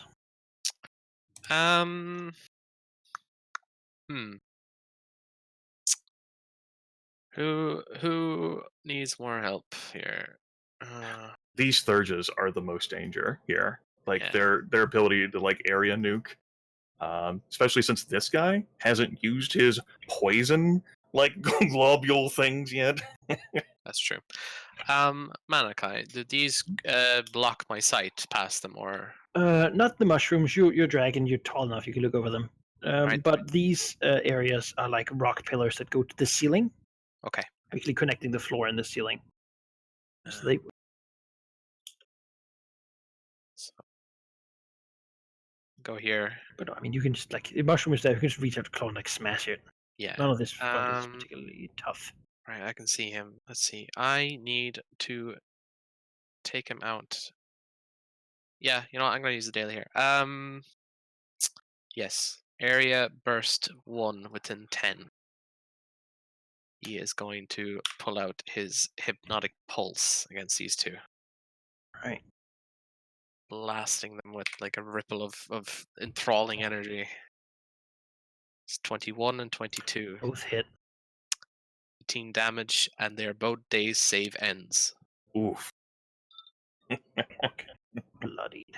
That's a nasty attack. One of them dies, and the other one is like stumbles and he can't keep his head straight. Also dismayed as his liege here dies. I know he went to stand in front of him to protect him, and then from behind. Psychic blast. Are you planning to go for the third, or are you gonna just stay where you Oh, are? I'm absolutely going for that guy. These Alright. these other two are just. Am I within range? Let's see. I am just not in range. That is infuriating. Well, I will hold that then. All right. That's my So turn. we'll step over here and swing his. With his infernal anger, we'll swing his warhammer. We know the infernal anger now. It's extra damage. Yep. Let me check something. All right, so that'll be 16 damage. Plus 3. Yeah, even with that, that wouldn't work. All right. How much? 16? Yes. All right. Oof. Ow. Raxos. The third judge is up north there. Was that the one who knocked me prone? It sure was. Yes. Okay, then. He's the one who's been doing a lot of stuff. Minor action. Breath attack on the ones left to me. Okay. So we're going to hit all of them. I'm going to start from the top and then work our way down. 1, 2, Yep. and 3. Mm-hmm. Well, those 3 are blasted to crisps. After this, Traxxas will move. 1, 2, 3, 4, 5, 6. He'll take an attack of opportunity. Yes. Yep. Just misses. Yep. Only hit flanking. And then he'll charge this fucker because Alright. death and destruction. He'll just He charge did not towards think him. that Tyrannos could be so fast when he's so big. You dare! I was perfectly safe over here, I thought to myself. No, he'll just that would be great. barrel towards him, just roaring in absolute fury. Couldn't let him have that. You know, there are some things. Yeah. What did I say? Oh, yes. Yeah. That hits. Tyrannos is still going to be like a colossal dragon, and someone will He's knock him bloodied. prone, and he'll be like, "What the fuck?" Dread smite on top of it for 9 cold necrotic. Dead. Yes. Well, Valky, I guess I'm not going after. That's fine. Torn to pieces. I do enjoy seeing melee basic attack, 38 damage. It's the charge. That does it. I have so many bonuses on a charge. 4d6 R2 plus strength Yep. plus 2 plus d6. Yep. The hammer and the helmet and the Yeah. talisman. Yeah. Smashed to pieces. Drax just whirls around. Just holding him up in a claw, just squishing him like an overripe melon. Vertilif says, "You failed to protect that one too." I am done. They sure did. They are certainly done as well. We'll shift over here. Clearly Okay. not. This is not going super well. Swing Warhammer. What else are you gonna do? Nope. Yeah, Maligness. Things are pretty much under control. Velignov will do what he does sometimes, which is create the bell-like sound by smashing a shield on the ground, which will reinvigorate Vertilif as he'll heal her. Okay. You get plus 10. Okay, plus 10. That's 31 healing, so 56. Actually, am I Eight close Plus enough? Are you close 31. enough? Yep, you're not close enough. Now I am. Okay. Yep, that'll take me back up to full. And the rest of his turn, Benignant will basically spend continuously looking at this gnome over here to make sure he doesn't go anywhere, because he's interesting. Hmm. As Benignant will tell him in common. So if these Durga are with you, we could, they don't have to die if you want us to stop. What exactly is your relationship here? He uses, I take care of the plants. I don't. It seems that there's little to understand in that. He looks with dismay at the big mushrooms that have been squelched and smashed. Oh. All right. This one will shift over here. No longer able to muster his anger, but he'll swing a warhammer. If you, Fail. by attacking Tilraxos, that attack will be going against me, and as such, I will be provoking an attack of opportunity against Thug 10, as I will be activating my Lightning Rush, which is a move that Dorgorf Guard 4, of course, is dazed, so does not get attack opportunity. We'll go ahead and move. Yeah, like that. 2 power point attack against Dwargar Guard 3. It's 28 versus armor class. Against Dwargar Guard 3, who yes, trigger this. yes. That will be 22 points of damage. And I was the target of that attack, and it missed. All right. He will continue to be ready, and 2 of the nearby groups of insects will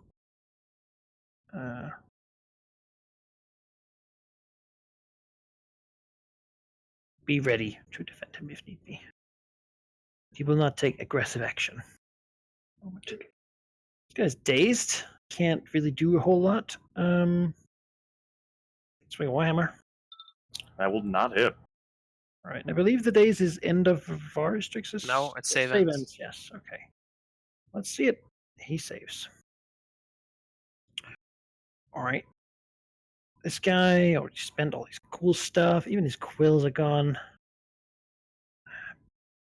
This guy, the dragon, seems to have killed one of the Thurgers, and so he will fail to hit it. Verdlith. Verdlith will spend her final power point to mark both of these guards, using her Battle Mind's Demand. As a standard action, she will use an unaugmented Twisted Eye attack against Guard 4, hoping to complete his, or end him. 26 versus armor class? Yes. For 17 damage on Guard 4. She is almost dead. Bastard. Staggering. Still holding on, holding his shield high. I'll convert my move action into a minor. Ferociously, though. Basically, they haven't had time to really process what the hell's happening. Still, it's been not that long. And It's bursting and just ripping everything to shreds. Berliv doesn't want to waste time trying to explain it to them because we're trying to use some speed here. So I'll convert my move into a minor for the temporary HP, and I'll end my turn. Warstrix. Verstrix will second wind. Okay. He can't shift because that guy will shift with him, so which means he can't use anything without provoking. So he will second wind. He has a +2 power bonus to his defenses. Woo! Yes. Swing a warhammer. Well, yeah. Oh boy. He's no longer angry though. It doesn't last. No. It only lasts the start of his next turn. So that's just 13 damage. But yeah. It's a lot to a squishy like me. That's almost half my health. All right. Well. Tyraxus. Verdalith will call to Telraxos, help Veristrix, I've got these. Tyraxus, having destroyed his quarry, tosses the Thurge on the ground, stomps on him to a pulp when he moves past. And then he shall move like this. So it provokes if he wants to take that. Doesn't. He's focused. Very well. Then he will charge. Not here to protect the other Dwargar guards. They'll fend for themselves. That's right. That's not what they were paid for. They're like, I was getting paid. 39 damage on guard 1. Man, he's bloodied. Dread Smite, 9 extra. He's Ongoing. more bloodied. As T-Rexes, your barrels in, and he's like, try fighting someone a little tougher, yes? And then like sides out and just takes, half the Drago's face off with his claws. Yeah, he's certainly smashed around. Scar shifts here. Get that flank. Maybe he can. Oh No, not with the flank. No. Oh.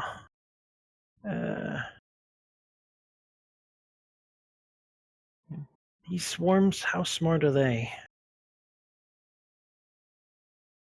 I mean, the gnome is not under any immediate threat. Yes, he is. He's being threatened. kept safe. I do what? not. By what? They ignore you, not him. Or maybe they don't. Who knows?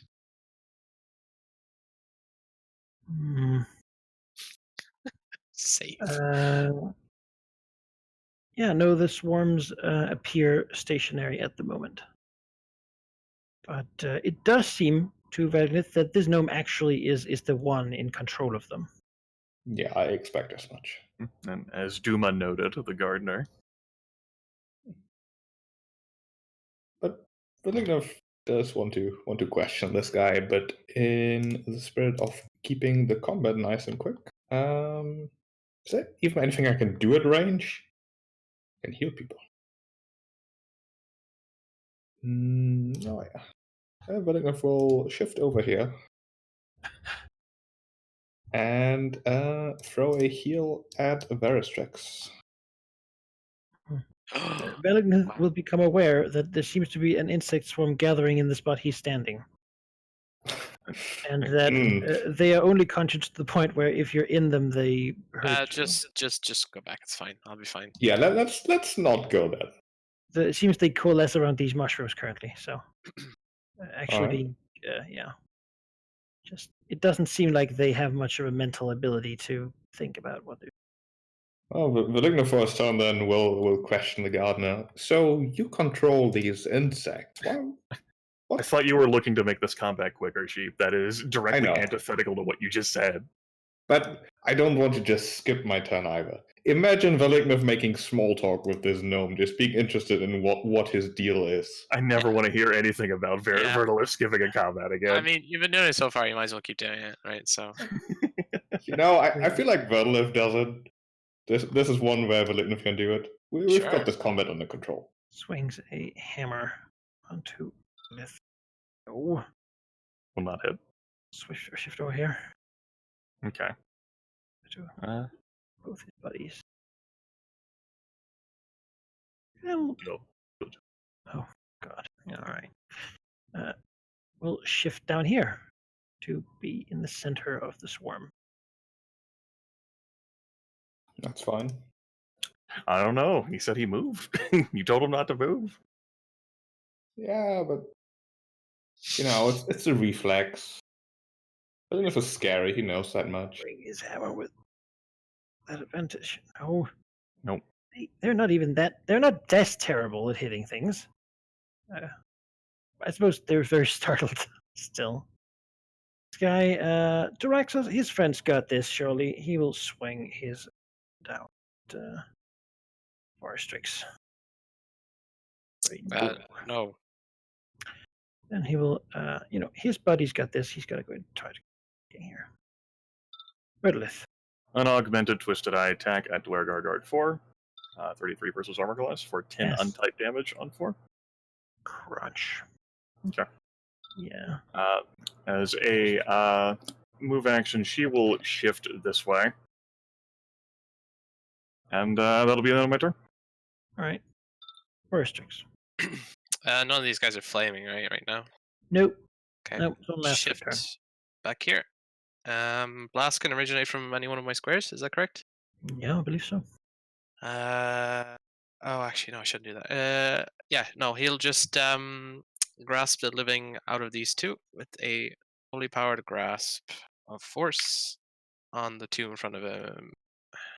These two. That is both hits. Right. 18 damage each. Sticks does pretty good damage these days. Yeah. He will use the power of. No, actually, no, he won't. Never mind. Never mind. He's immobilized though, still. Until end of his next turn. The guard 2.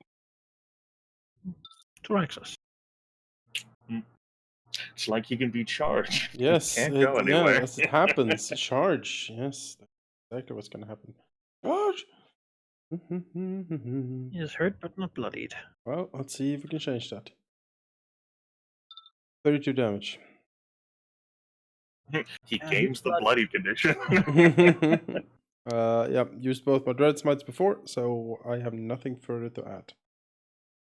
This guy, looking at the current conditions, he is going to bail. Okay. All things Off considered, to become an adventurer.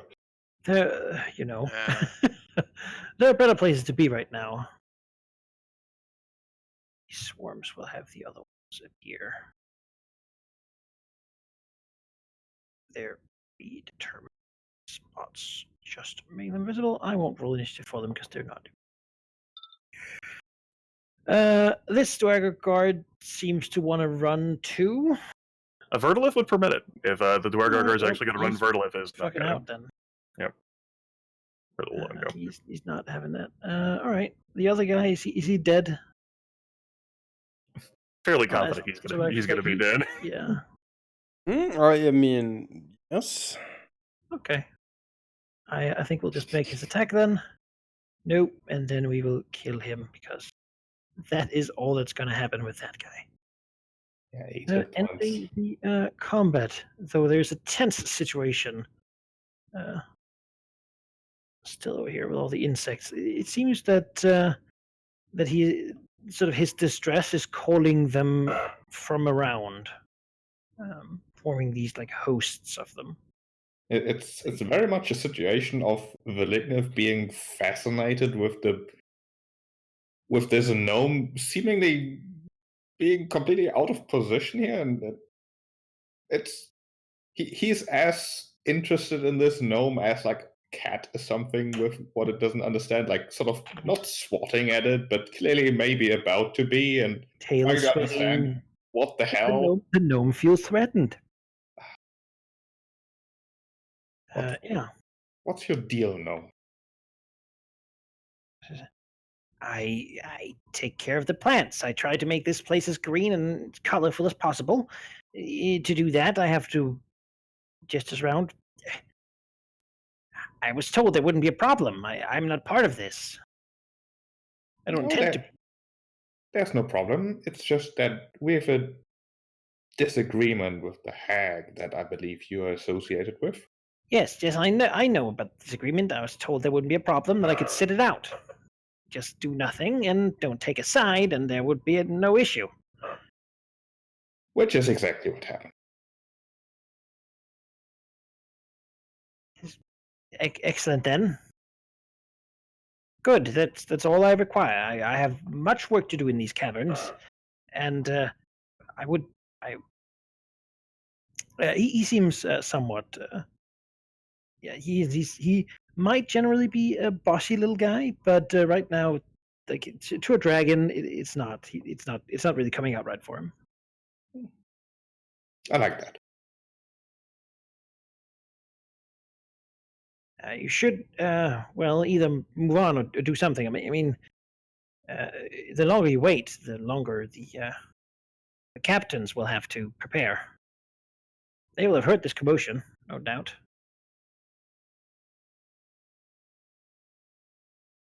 Perhaps. All right, then.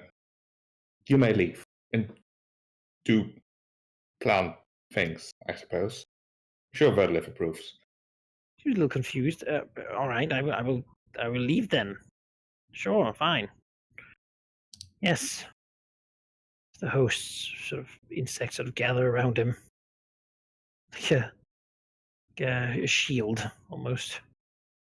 He'll he'll certainly, prompted by a dragon, take his leave, and go over here and do something else, than be near you. Seems normally he might be part of this defense. Right now, he is not having it. Which is nice, as many of the insects follow him currently in a tight cluster, leaving most of the cabin sort of insect-free. There's still a couple buzzing around here and there, but, you know, not so many.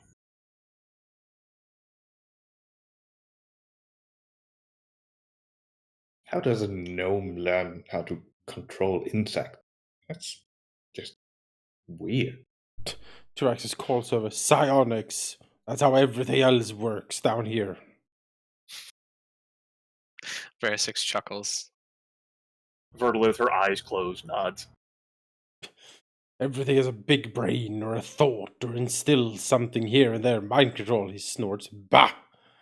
Like he holds up the thurge, like looking at it, and says, I wonder if there's any way to inflict.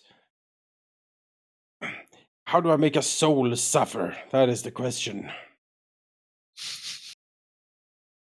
Despair, Tilrax says. You could always ask Besserek. I wonder if you can tell if something was psionic in life from its body. Is there like a psion organ or something? Big, bulbous brain, tiny little claws. Mutter, mutter, mutter. That's Veristrix targeted.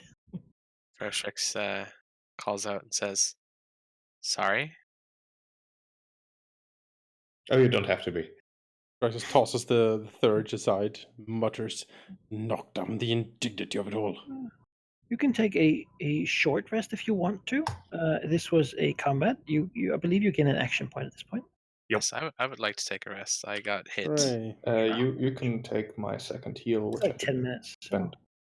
I'll Alright. spend a healing search. But you know, as they approach, basically, seems like 10 minutes is enough to have given whoever the wardens are coming. There certainly is a thumping, stomping sound coming your way. Sure. Something roars. Yeah. An angry voice. That's Tilrax's normal voice. Fortunately, speaking giant first, and then switching to broken deep speech, allowing you to understand apparently nothing. So, you know, that's nice. Okay. You're gonna have to blame 4th edition for that, Panikai. No. It's, I mean, to learn languages. I literally am not going to be able to learn languages this entire campaign because I needed intelligence of 13 to take the linguist feat. you know, once we get It might be something you could do as a long-term project too. well, there's rituals for it. I just need to buy them. So Take time. Yeah, but you certainly have warning too. They're going to come from over here, from further in fields.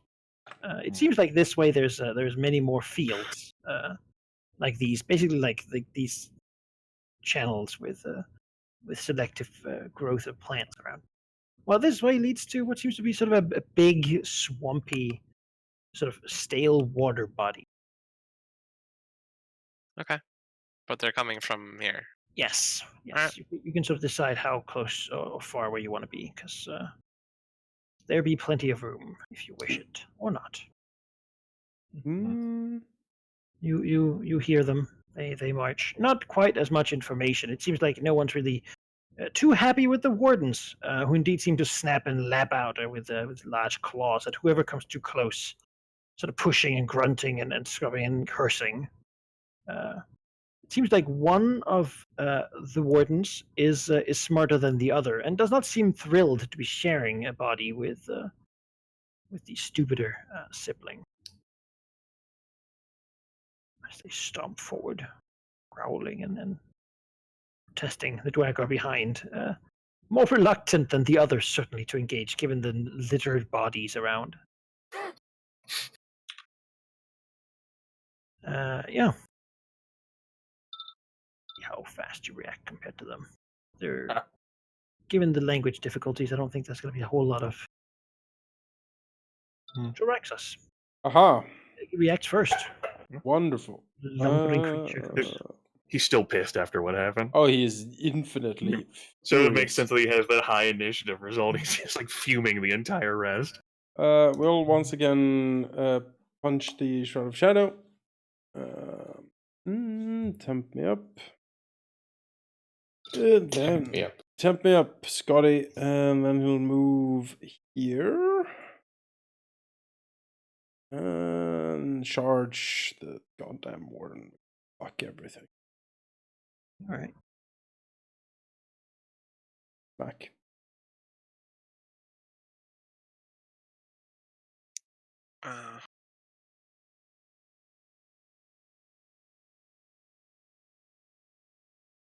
Oh, I almost forgot. Oh. Because this guy actually gets 2 turns. He's Well like then. an Eden. He's like an Eden or some shit. So he will also. Now you got to act first. He'll get a turn right after you. Okay. I have a question about that Manikai. Does he Yes. suffer from, like, is he a single target for all? Yes. Okay, so any condition that affects him on both of his turns? Mhm. Okay. That charge hour does smash into him. Yep. Tearing into him, though. His thick flesh seems to be quite sturdy and also begin to mend itself. Right, so I apply the ongoing. After that, I will pop an action point. Jumping right at him. Yep. And we shall unleash the blood of the mighty on this creature. All right, I mean, Cuts open himself. This is my blood. Yeah. Ah! This is what real blood looks like. Real blood, not that fake blood. Let's Think see. this is ketchup? Think again. Ah! Hope too much blood of the mighty art. Oh, so much. Let's see. Clot faster. Well, 23 versus AC. no. Alright, then I wait, keep. wait. Hmm? You're within 10 of me. Does reflex hit? Do you have a power that makes it reflex? Yes, I do. Guided shot. AC to reflex. Yes. Then 51 damage. T-Rex just breaks into him, guided by Veristrix. Vision. Big bulbous brain. Yeah.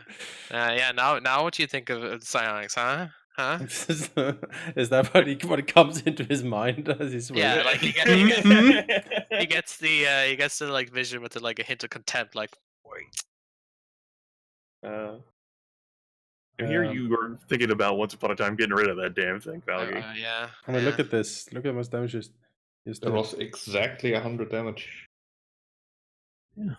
Am I affected He by my takes it on the chin. own resourceful leader? I Both wonder. chins.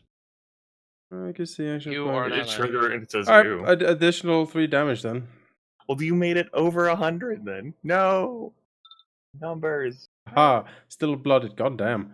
Well, Big guy. did certainly all I could. There we are. Yeah. What did that- You'll just roar and take his ongoing damage. You struck the piss out of it. Oh yeah, they're both pissed actually, and will seemingly controlling an arm each begin to rib and claw at Toraxus, trying to just get him. Miss. No. Well, then they will spend their action point. Come at me. Do it again. Did you Miss. take your damage for the daily, Jonas? Alright, no. I did Swing. try that. 5. Cannot be prevented, reduced in any way. Yeah, it went out of your He temp, basically so rips and tears and tries to get you shifting over here.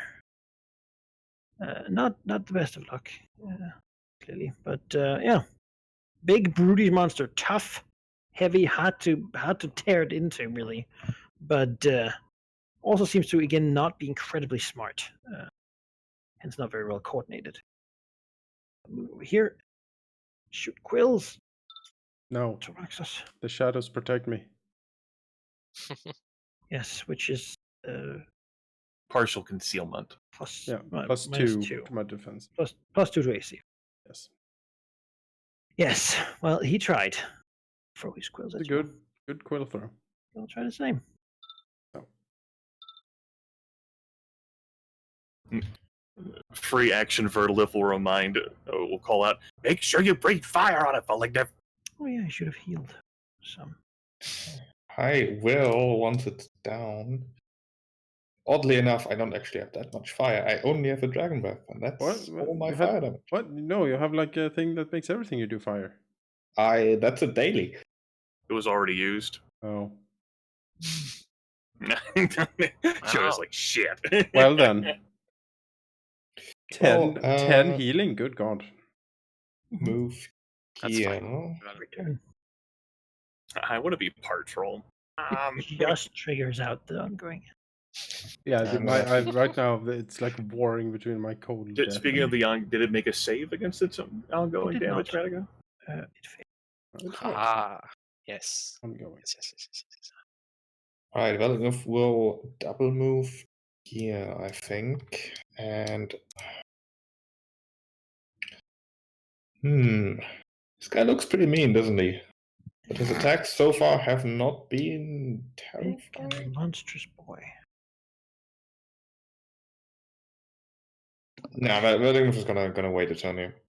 He will do nothing else. Alright. Well, Torgar. He's not shooting you to not be near the big guy. I will run over here. I'll rush over there. I need to flank around. Guy, I guess he takes his ongoing damage again. Huh? And heals again. Curse you, Why transpired. he does it in one? Yeah, and then he will bring his claws down on Thoraxis again. No. Shifting over here. Damn. And then he'll take a save. Yep. But he will take 4 damage on the way out. Because of the icy clutch of Stygia. Sounds pretty The good. ice keeps ripping and opening wounds. Yep. I forgot about that damn feat. Varsigs. Well spent. Well. Oh. He sees opportunity, guys. Oh no, he gets Uh, closer. Alright. Oh, you never want that. He Nuclear doesn't. launch detected. If he does it. Bad. Okay. Well, he will breathe. Here. Oh. That's 1, 2, Yeah, that's effective 5, breath. 6, 7. That's 9 targets. Mm-hmm.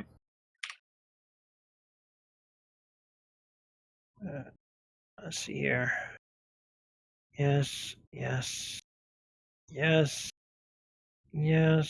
Hit. No. Yes. Okay. These guys take 6.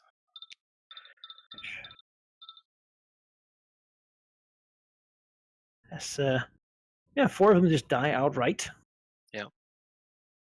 Fearless managing to just avoid the effect. It's not quite done just yet.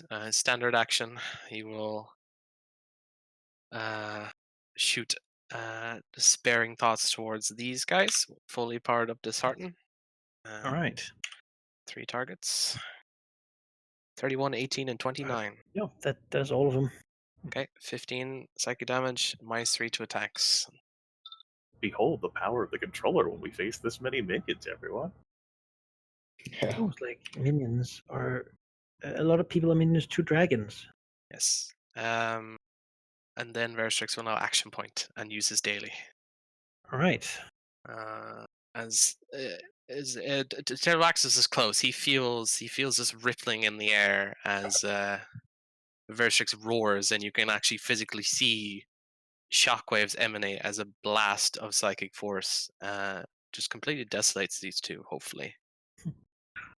So 30 and 16. Oof. Yes and no. The trolls actually seem to have fairly good will. As one of them begins to, the other one sort of headbutts him.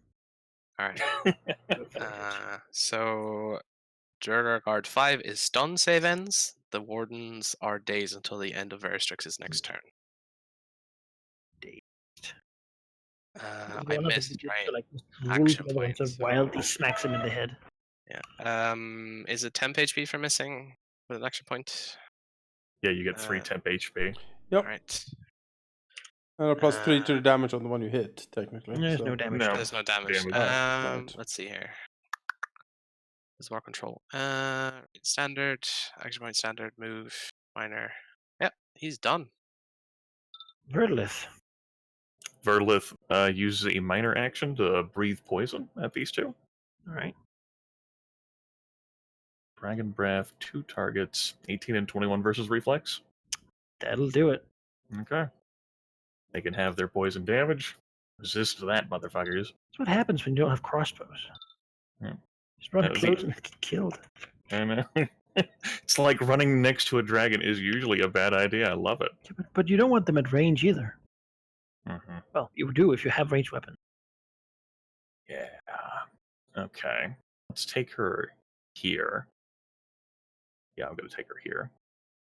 Move her here. It's her move action. I used a minor. As a standard action, I am going to check to make sure I'm in this range. Yes, I am. I am going to 2 power point a lodestone lore attack against the wardens. At Right. melee 5. That will be 27 versus will. Yes, that does hit. That will hit for 11 damage, and the target is pulled 4 squares towards me, and not prone, No. and can only move to squares that are adjacent to me until the end of my next turn. All right.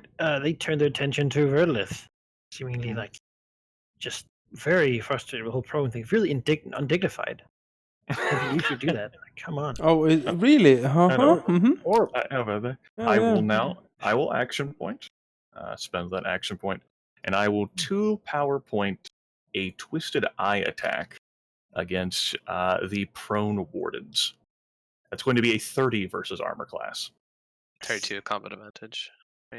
Let's factor that in. It's 30 versus armor taking class. for their gnarly hide. Yeah. That will be 11 on type damage, and the target is blinded until the end of my next turn.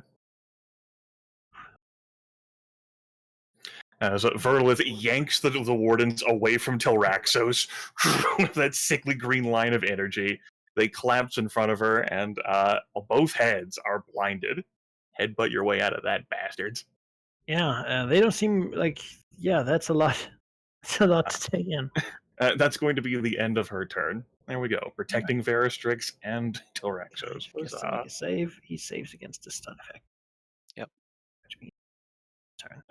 Dwargar card 6. The floor is yours, buddy. Yeah, he can do nothing else. Stop this guy from charging. That was bad. Swing a warhammer. It will hit, yes.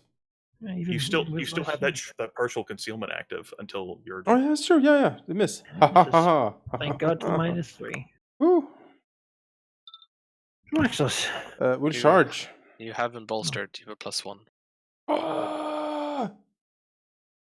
I thought I could stop you from charging, but you have a fucking magic item that prevents me from stopping you. We'll see how this goes, because as an immediate reaction, Uh-oh. Can he When take you immediate lose, reactions He while cannot dazed? take immediate reactions while and dazed. he cannot do so while Ha dazed. ha. True. Still dazed. Tyraxos smiles. Oh, the trap is sprung. Finally. Oh, it's glorious, isn't it? Well, you have your advantage. Yes, that hits. 34 damage. Crash. Dread smite. Bloodied. Oh, power. Nice, buddy. Melt, you freak. You fucking freak. Charges. Telraxos just goes into like a rant. Yeah, you have 2 heads. Why Yeah. do you have two heads? That is Who has too 2 many. heads? I mean, I'm kind of like, we know someone who has 5. How do you like it on the ground? Huh? like See. slashes He madly will at them. heal 1 effectively from his ongoing and healing. Stand up, And that's its one action this turn.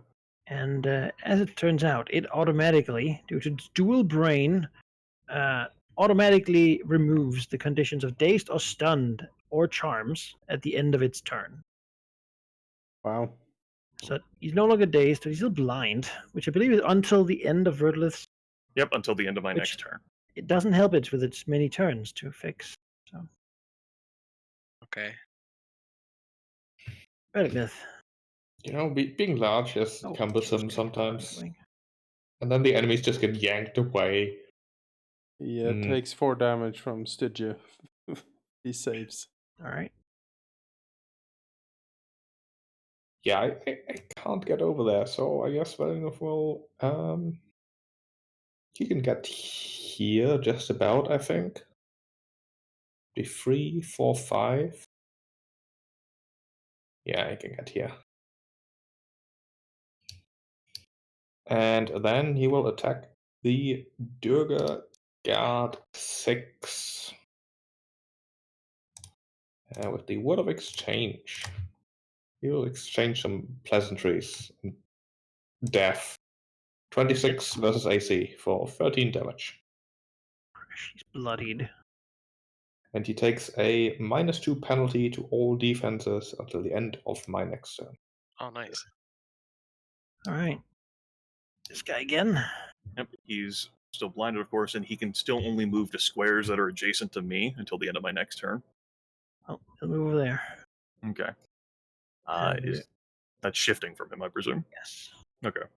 And then he'll attack rid of the -5. Yay, -5. So that's a 22. Whew! Yeah, that Oh, misses. that's more damage than before. All right. All right. Yeah, no, that's all.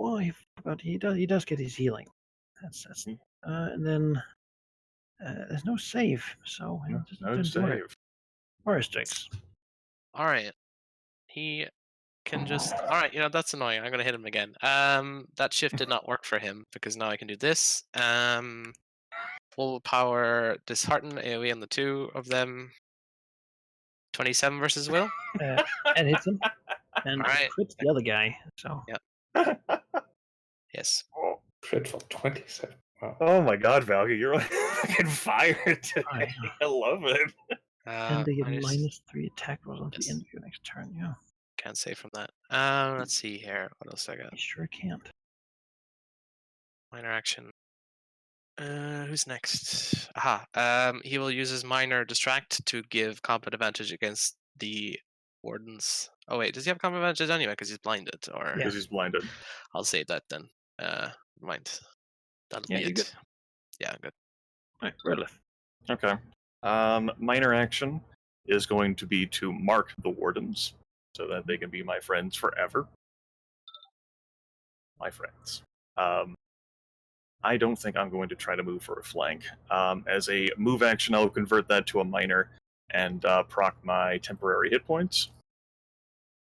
And then a standard action is going to be a 2 power point twisted eye attack against the blind wardens. That's going to be a 21 versus armor class. Damn it! I will not do it. Well, there. No more gravy. Okay. That's the end of my turn. The wardens are no longer blinded. They suddenly blink, little bleary eyes, so sort of blinking, looking at each other, and then turning into a gruesome smile. They've been hurt before. They know they will heal. And the wardens are no longer pinned to having to be next to me. Yeah, though currently they kind of want to because you're mean and they want to get you. Yeah, I'm mean. I'm an evil dragon. Yeah. My turn's over. This guy will move in. He will seize this madness. He'll use his infernal anger, swing, and not do it. This guy's here to do the same thing. Nope, none of that happens. All right, Taraxis. Shift back here and then charge. All right.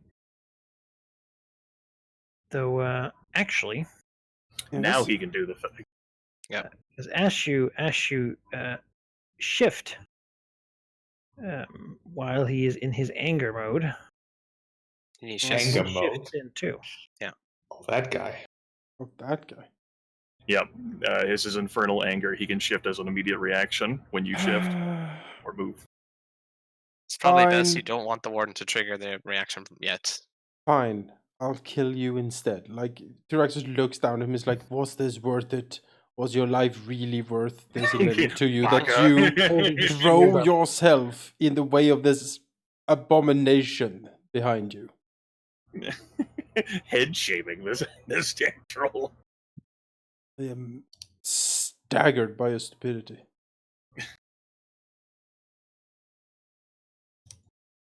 And that's the sort of commitment that Telraxos needs in his army. Well, you know what? Not dead. It's fine. I'll deal with him. He's not.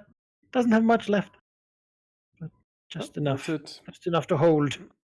As he's battered and bruised, like knocked against the rock, and like bounced back, shaking. Anything else? No. All right. Troll. Howdy. Well, regenerate a bit, and then try to bring Claw down upon Vertilith. I will not do it. That's a sick damage roll, though. Ah, it's angry troll. They do sick damage if they can only hit. Liv bobs her fucking corpulent body out of the way of that Shift claw. over here. As Beat the one shifting occurs, she will teleport to be here. All right. Vertilith. Bad enough. Well, provoke a bunch of attacks of opportunity, I think. Okay. Actually, just one. He'll move here, and then he'll. But then Tyraxus is completely boxed in. So go like so. Okay. I mean, the guy has reach, but I hope he doesn't actually threaten that reach. Doesn't. Great. All right. Not Do one of some those guys. Those guys exist. Not this guy.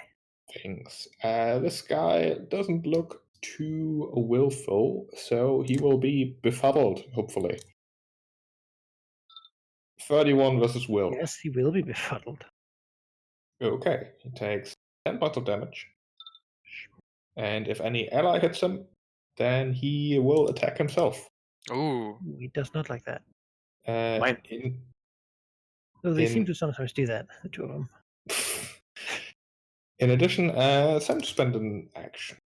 You should also still have your minor action. Breathe fire. Well, I'm intentionally saving that until we down him, because if we stop his regeneration now, it won't matter because he'll just restart it later, and then we'll never be able to properly kill him. We will. We'll cut him into Well, pieces. just eat him.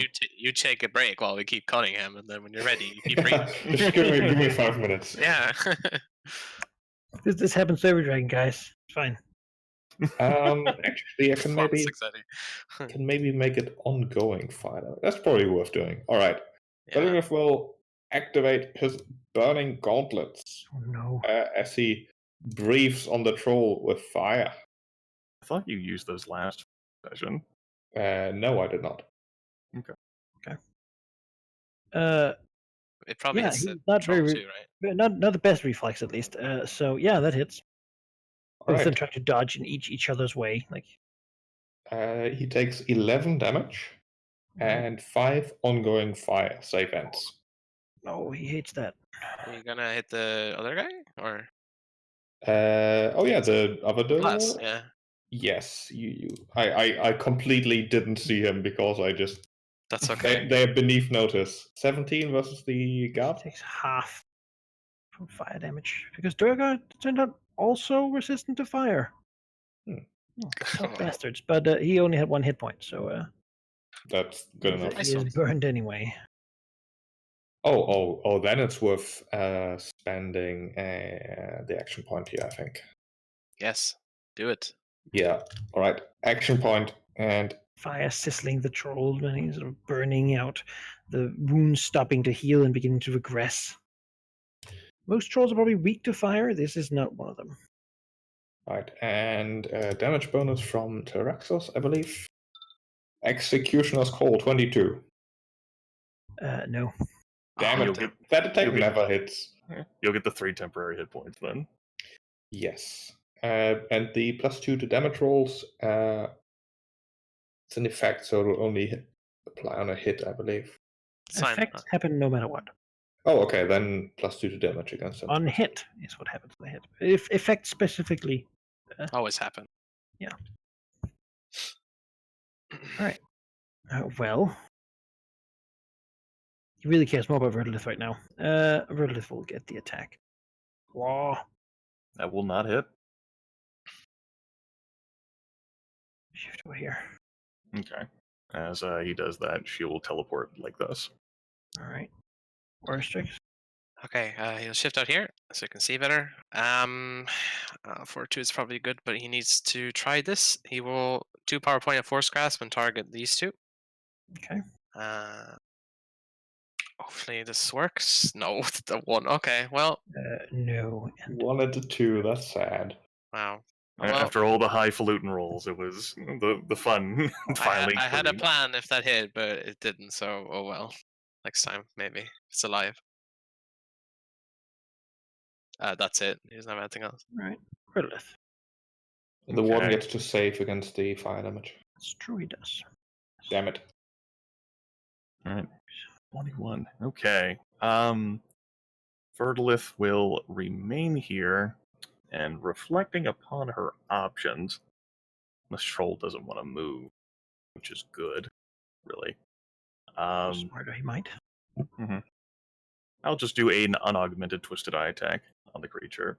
32 versus armor class. Yes, that does hit. Yeah, definitely. 17 untyped damage, and it will have a -1 to attack rolls until the end of my next turn. Attack rolls. 2 extra damage from Yes. Unveiling attack. And Oh, he gets to hit himself. yeah, he also gets to make an attack roll against God. himself, I do Yes. believe. He has penalties out there. Yeah. That'll be the end of my turn. Could actually manage to land one. This guy, he looks at the situation. Is this really what he wants to do with his life? He'll try to shoot some quills as a minor action to Raxus, and then he feels like he's done enough. We'll, I assume no one wants to hunt him down, or No, No. it's not worth their time. I will just remove him because he's not. Eh, This is not what he was meant to do. That other guy got shown what happens. So Raxus.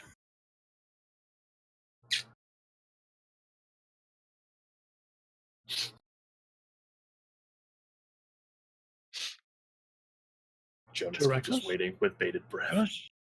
Yes, I'm tempted to charge, but since he has attempted to do something nasty every time I've done that, maybe I should. Can you delay until after me? I want to try something. That's a long time for me to delay. What do you mean? It's like I Just have a one- compulsion. Strength moves the world. You're tougher than a 2 fucking headed troll. That's right. Whatever it's gonna try to do, like, Telraxo's gonna one up it. What the hell can it really do to stop this dragon? That's Yeah. true. Draxus charges. Take the essence as you trigger power that Raxus will love. Oh no! It's an immediate action. He'll do a smackdown. 33 versus 40? What the fuck? What the fuck is that? Oh, he does he? Huh? Yeah. Well, hang on then, because I might have something As in a return. crit. Sadly, it does not deal damage. All right, well, Prone You're it. a super pro. Finally, Tail it down.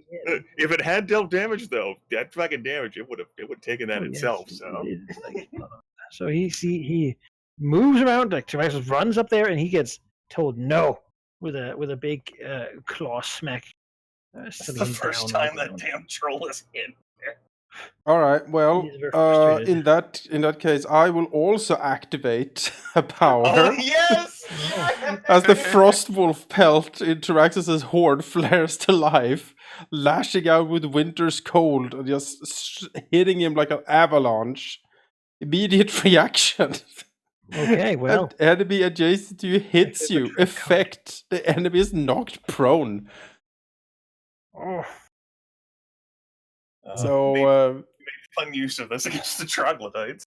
Can I still do an attack? Like I get like knocked I prone on believe so. the being prone flying doesn't in. prevent you. It just gives you like a. Disadvantage on, or like -2 on hit or whatever it is. I believe it's -2. Yeah. Just Alright. here, -2 to attack roll. Yeah. Well, I am charging, so I get a +1 bonus from that. So I'm flanking. Like, can I flank from? It's more like a charge into a roll. Yeah, just dive in. Right, well, Strength moves the world. well, that's still a hit. 35 damage on the way in. It's- As T-Rex just crashes into the ground. Extra 2. Extra 2. Alright. Die, damn you. Die. Beautiful. That's it. He keeps falling Stand prone. up. I think in his anger, he's just gonna heal first. He's gonna hit Thoraxus like this. Is prone. He has a +2. What could go wrong? Well, I guess that could go Icy armor T-Rexes will not bend. wrong. Swings his claw. Malignant. Enough. Well, let's use this button. Macro that plays my character for me. I'm just pressing all the encounters that are still red. The 720 no scope wrath. Yes. Which will most likely miss 23 versus AC. Well, that's sad. That does nothing.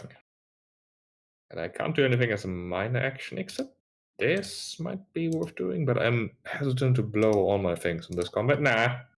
I think I'll just shift here for symmetry's sake. Alright. This guy will heal. And okay, blue dragon is hard to beat. Still, the green one is doing things. Shift over here. On the other hand, the blue dragon is laying down. That's easier to hit. Yeah, but he's also remembers that he's marked, so actually that doesn't matter. My God, he looked So at his His attack. It took him like a turn. His son of a Attack, bitch, yeah. he figured it Attack out. Murderlith. That gets me. Does it? Any Smacking. extra effects that'll go on top of It's that? just a big mean hit that he can That do. certainly is a big mean hit. Okay, that's 66 HP. And he gets to do them quite often if he was only a bit more lucky. But I guess being charged by dragons makes you, by default, not that lucky of a person. Also, since you shifted, I'll fucking teleport over here. All right. Okay. Horse Yeah, you will attempt to grasp him again. Mm-hmm. 25? No, not fortitude. He's tough. Actually, probably tougher than anything else. As the grasp comes in, but he just rippling muscle probably breaks out.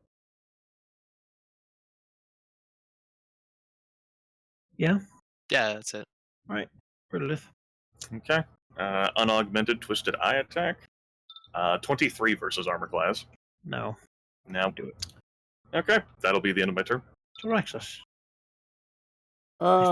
Turks will stand up again. And he will use Vengeance Strike against this creature. They have wronged me. Satisfy the grudge. It just rides it on a paladin into battle. All these other smaller dragons. That would be great. Hit this goddamn thing. 24 AC. Is that with flanking? That's with flanking. Because it just misses. Great. Then that is it. All right. Nothing for me yeah. either. There's a heal. He's for that. Is it every turn? Like, Yes. so he heals 20 per round? Yeah. If he's not taking any fire or acid damage. Oh, I guess I don't know if we can get this up. As he brings another claw down on Redlith. That will not hit. No. Redlith. I literally have a daily and my dragon breath, and that's all that deals fire damage, because as much as I like to be a fire dragon, rune priests are not fire priests. Shift here, I think. And then how about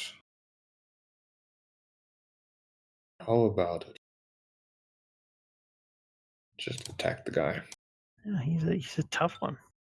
33. That hits. Yeah, definitely hits. 15. And he's vulnerable 2 until the end of my next turn. All right. Yeah, no, he has his target. He's marked. Oh, Yeah, that gets me. not a crit, but a hit. And that'll do. Just like shift backwards. Get I this, will like, teleport here. sort of blocks him. Okay, well, Warstrix. All right, well, I'm not going to hit that fortitude, so I can't do my thing. So I'll just use will instead. I'll dishearten him. 26 versus will. Yes, his will 9 is not damage to hit. and -2 to attack rolls. This is all I will be doing until he's dead. So Will hit nothing. Rootless. An augmented twisted eye attack, 26 versus armor class. Yes, that hits. 19 damage. And he'll take a -1 to attack rolls. No. In addition to the -2. Yes, this is what has made him ineffectual, mostly. Raxus. This guy seems to basically be dead. There's not much left. His blood is running. He can't keep up regenerating with all this abuse. The 103 damage he took to start off this combat does not help things. No, it's kind of cut off the buffer zone. Jonas, are you with us? Yep. Tyraxus will swing. Vengeance strike. Vengeance! Alright. What was I see? Yes, hits. 21 damage. Crushes him to his Yay. knees, and then he Right. falls down. Keep smacking while Valignus takes a little break. But you can see that it's still sort of close together, though. You know, after a few moments, Valignus just lighted on fire. It burns pretty well by itself. Right. So you can finish it off. Woo. Phew. I blew everything. I did not, but Neither did I. I still have my level 9 daily. I That's good. have 3 dailies. Good job. 2 attack powers and a utility. I've got a heal and a heal and an AoE. You can see now, as you sort of have killed what seems to be the guards that have not been taken. A bit further down this way, towards the what seems to be further these like fields, towards the what seems to swim around to this like large metallic water body where they seem to draw their water from. You can see other Dwargar, though these are dressed more in like rags and don't have weapons. Presumably, what you just killed was sort of the complicit ruling caste, leaving the slave caste to stand around, covering or cowering mostly, not wanting to be eaten as well by these dragons that charge in. Nobody tells them anything, it seems. But there is the potential that you might be able to make use of a bunch of Dwargar slaves, if you so decide. Okay. As they're here. Beyond that, it seems that there's nothing really blocking you from beginning to move into what would probably be these hags' sort of inner sanctums, or actual lairs. It seems they have no more sort of small minions and whatnot to throw at you. I'll look to take my short rest. I don't know whether I'll try to I don't think trying to turn these Dwargar slaves against the hags is our play. I think we can fuck with them after we deal with the hag. They seem to certainly be coward in general. Yeah. And have been sort of cowed probably their whole existence. Yeah. Yeah, that's always sometimes resting. Yeah. Just Beyond that, I mean, there's lots of plants here. A lot of them smell like peppery or interesting, strange colors flickering across them. It seems the ones that are closer to the metallic waters are bigger and sort of better looking. And you know, it doesn't take too long for someone trained in nature to figure out that they probably clean the water with their roots sort of sticking into it, draining maybe some of the metals and whatnot, doing something to them in their multicolored leaves to Oh yeah, Bertolith has definitely been interested in this area since the moment she saw it. The fact that they even have a fucking gardener. She's After the whole combating thing, she's going to have time to properly reflect. But Yeah, now looks like a there's lot too of these much plants are pain and edible, anguish. grown for food. Yes, yes, yes. Plans within plans. First, yeah. Yes, you can certainly take a short rest. There's no one really rushing out. These hags are not entirely eager to fight you. It's good. They would like not to. I haven't spent any healing, so Grimmith, you can take both of these if you like. +3 and +8. Okay. Let me see what that does. If I use only the first one or both, whatever you like. Let's see here. +3 would take me to 24 plus 43, which would be 67 out of 84. It's probably not enough. We're going to be fighting fucking hags, so I'll use the other one as well. It'll take me up to full with a single healing surge remaining.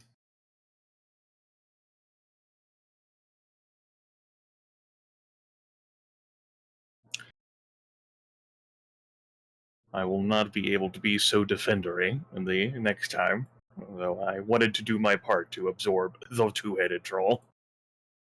The rest of us have plenty of healing surges left, though. 2 of you. I mean, Verstrix has half of his. True. Free. I have 1/14 of mine. You know, half of yeah. On the other hand, my 1/14 does heal 21 HP, so. I think if you put all 3 of mine could touch yours in healing. After that short rest, then, Verla stands up and says, "It's not dawdle, then. Get to do what we came here for." She begins to waddle in the direction of these fucking hags are. Yeah. You telling us not to dawdle? And she waddled away, waddle. That's right. Berliff knows that she is the one who does the most important action when it is required. Indeed, as you look in there, I mean, we won't really go into detail with it, but I'll give you like a setup scene. It seems to be a rather large cavern, actually a massive cavern here. High ceiling, but the ceiling is covered in sort of large dripstones that seem to continuously be sort of dripping water down. The water is murky, stagnant, and has sort of a filthy sour smell to it. And as you look in, you can see large areas of it that sort of are darker than the surrounding water. Presumably, these are the big holes you were warned about, where basically it's a cavern on top of a cavern. The one below filled with water, meaning that if you fall into it, it'll be completely dark. You'll be underwater, and with only a few select holes above that you can actually get out of. Meaning most smaller creatures that sink in one of these will probably just sink down, get under cliff, and be unable to find a way up before they drown.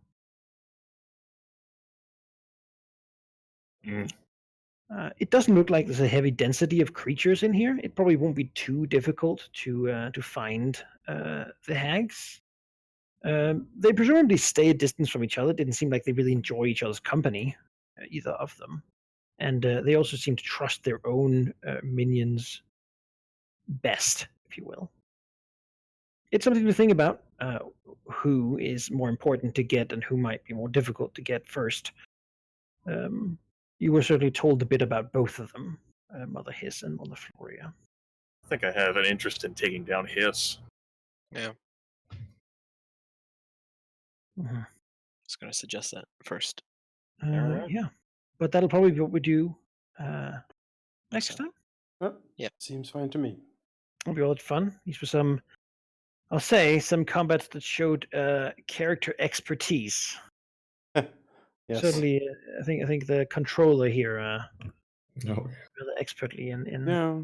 vanquishing things. Valky has, in private conversation to me, expressed his surprise that he's getting so many kills on the summary that one of our viewers is doing. But I've told him, as I've tell it now again, AOE is the king of taking things down. Yeah. Yeah, minions especially, I suppose. Just, I don't know how much you killed. I think you killed triple what anyone else killed this round. Well, it's the controller job to get rid of all the. Do keep in mind that he's getting those not just with controller tools, but also with inherent dragon breath. which he is, taken feats in. to augment. It's something that we all could do. Yeah, I'm 3 feet into it, so it does take some investment. But it's worth it, I think. I mean, it certainly isolated the big enemy here rather quickly. Yeah, I hope you had fun. Let me just get the XP. No goals completed, and we did just level up. So level 10, probably not ours. No, I would be very surprised if that was to occur. So it looks like we have 3,330 XP, which is nice because that's from like a bunch of very, very strange numbers like 1,702, and yeah, it's nice when things round out like that. Which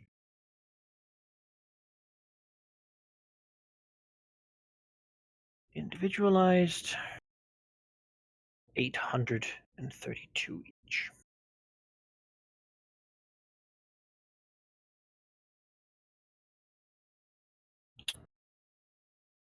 Which will not be a level.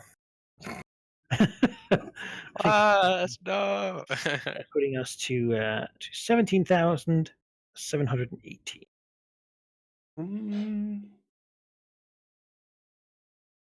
Yeah, then again, you did go over slightly, I believe. About the exact number? What was that? Could He you wants you to type type out out the exact number? Yes. All right. Yes, I can do that.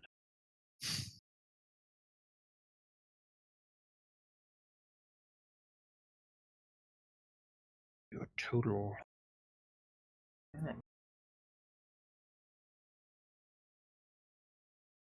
Now, something that we are absolutely going to be doing when we knock these damn hags silly, and we're going to be taking their fucking prizes. Yes. We keep fighting monsters and other shit that you keep leading us into Underdark, where all the people we fight have no prizes.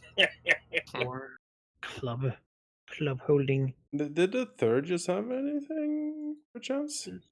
These guys? No, they're those slave guards. What the fuck? They're not given that sort of thing. They had warhammers. I hate the Underdark. Yeah, People need to make goals that we do that actually give us treasure. I agree.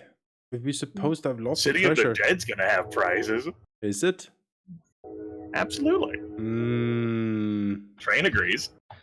Dead people have stuff. I think That's why Elm we killed has them in the first prizes. place.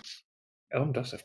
Yeah, lots of. It's a little shitty village. It has treants. It has lots of adventures, which means there's gold. They certainly don't have as many adventures as they once did. I mean, It's got like a tree with stuff beneath it. Ooh. Yeah, secrets. 3 secrets. Tree crits. I don't believe that propaganda. Fake news. Yeah. I mean, for once, there's no goal discussion necessary. We know what we're going to want to do, and yeah. All right. Yeah. I'm gonna head off to bed. I've had a horrible week for many different reasons, and I need some goddamn sleep. So thank you very much for the session. Thanks, guys, for watching. I'll catch everything next week. Woo! Yeah. See you. Bye.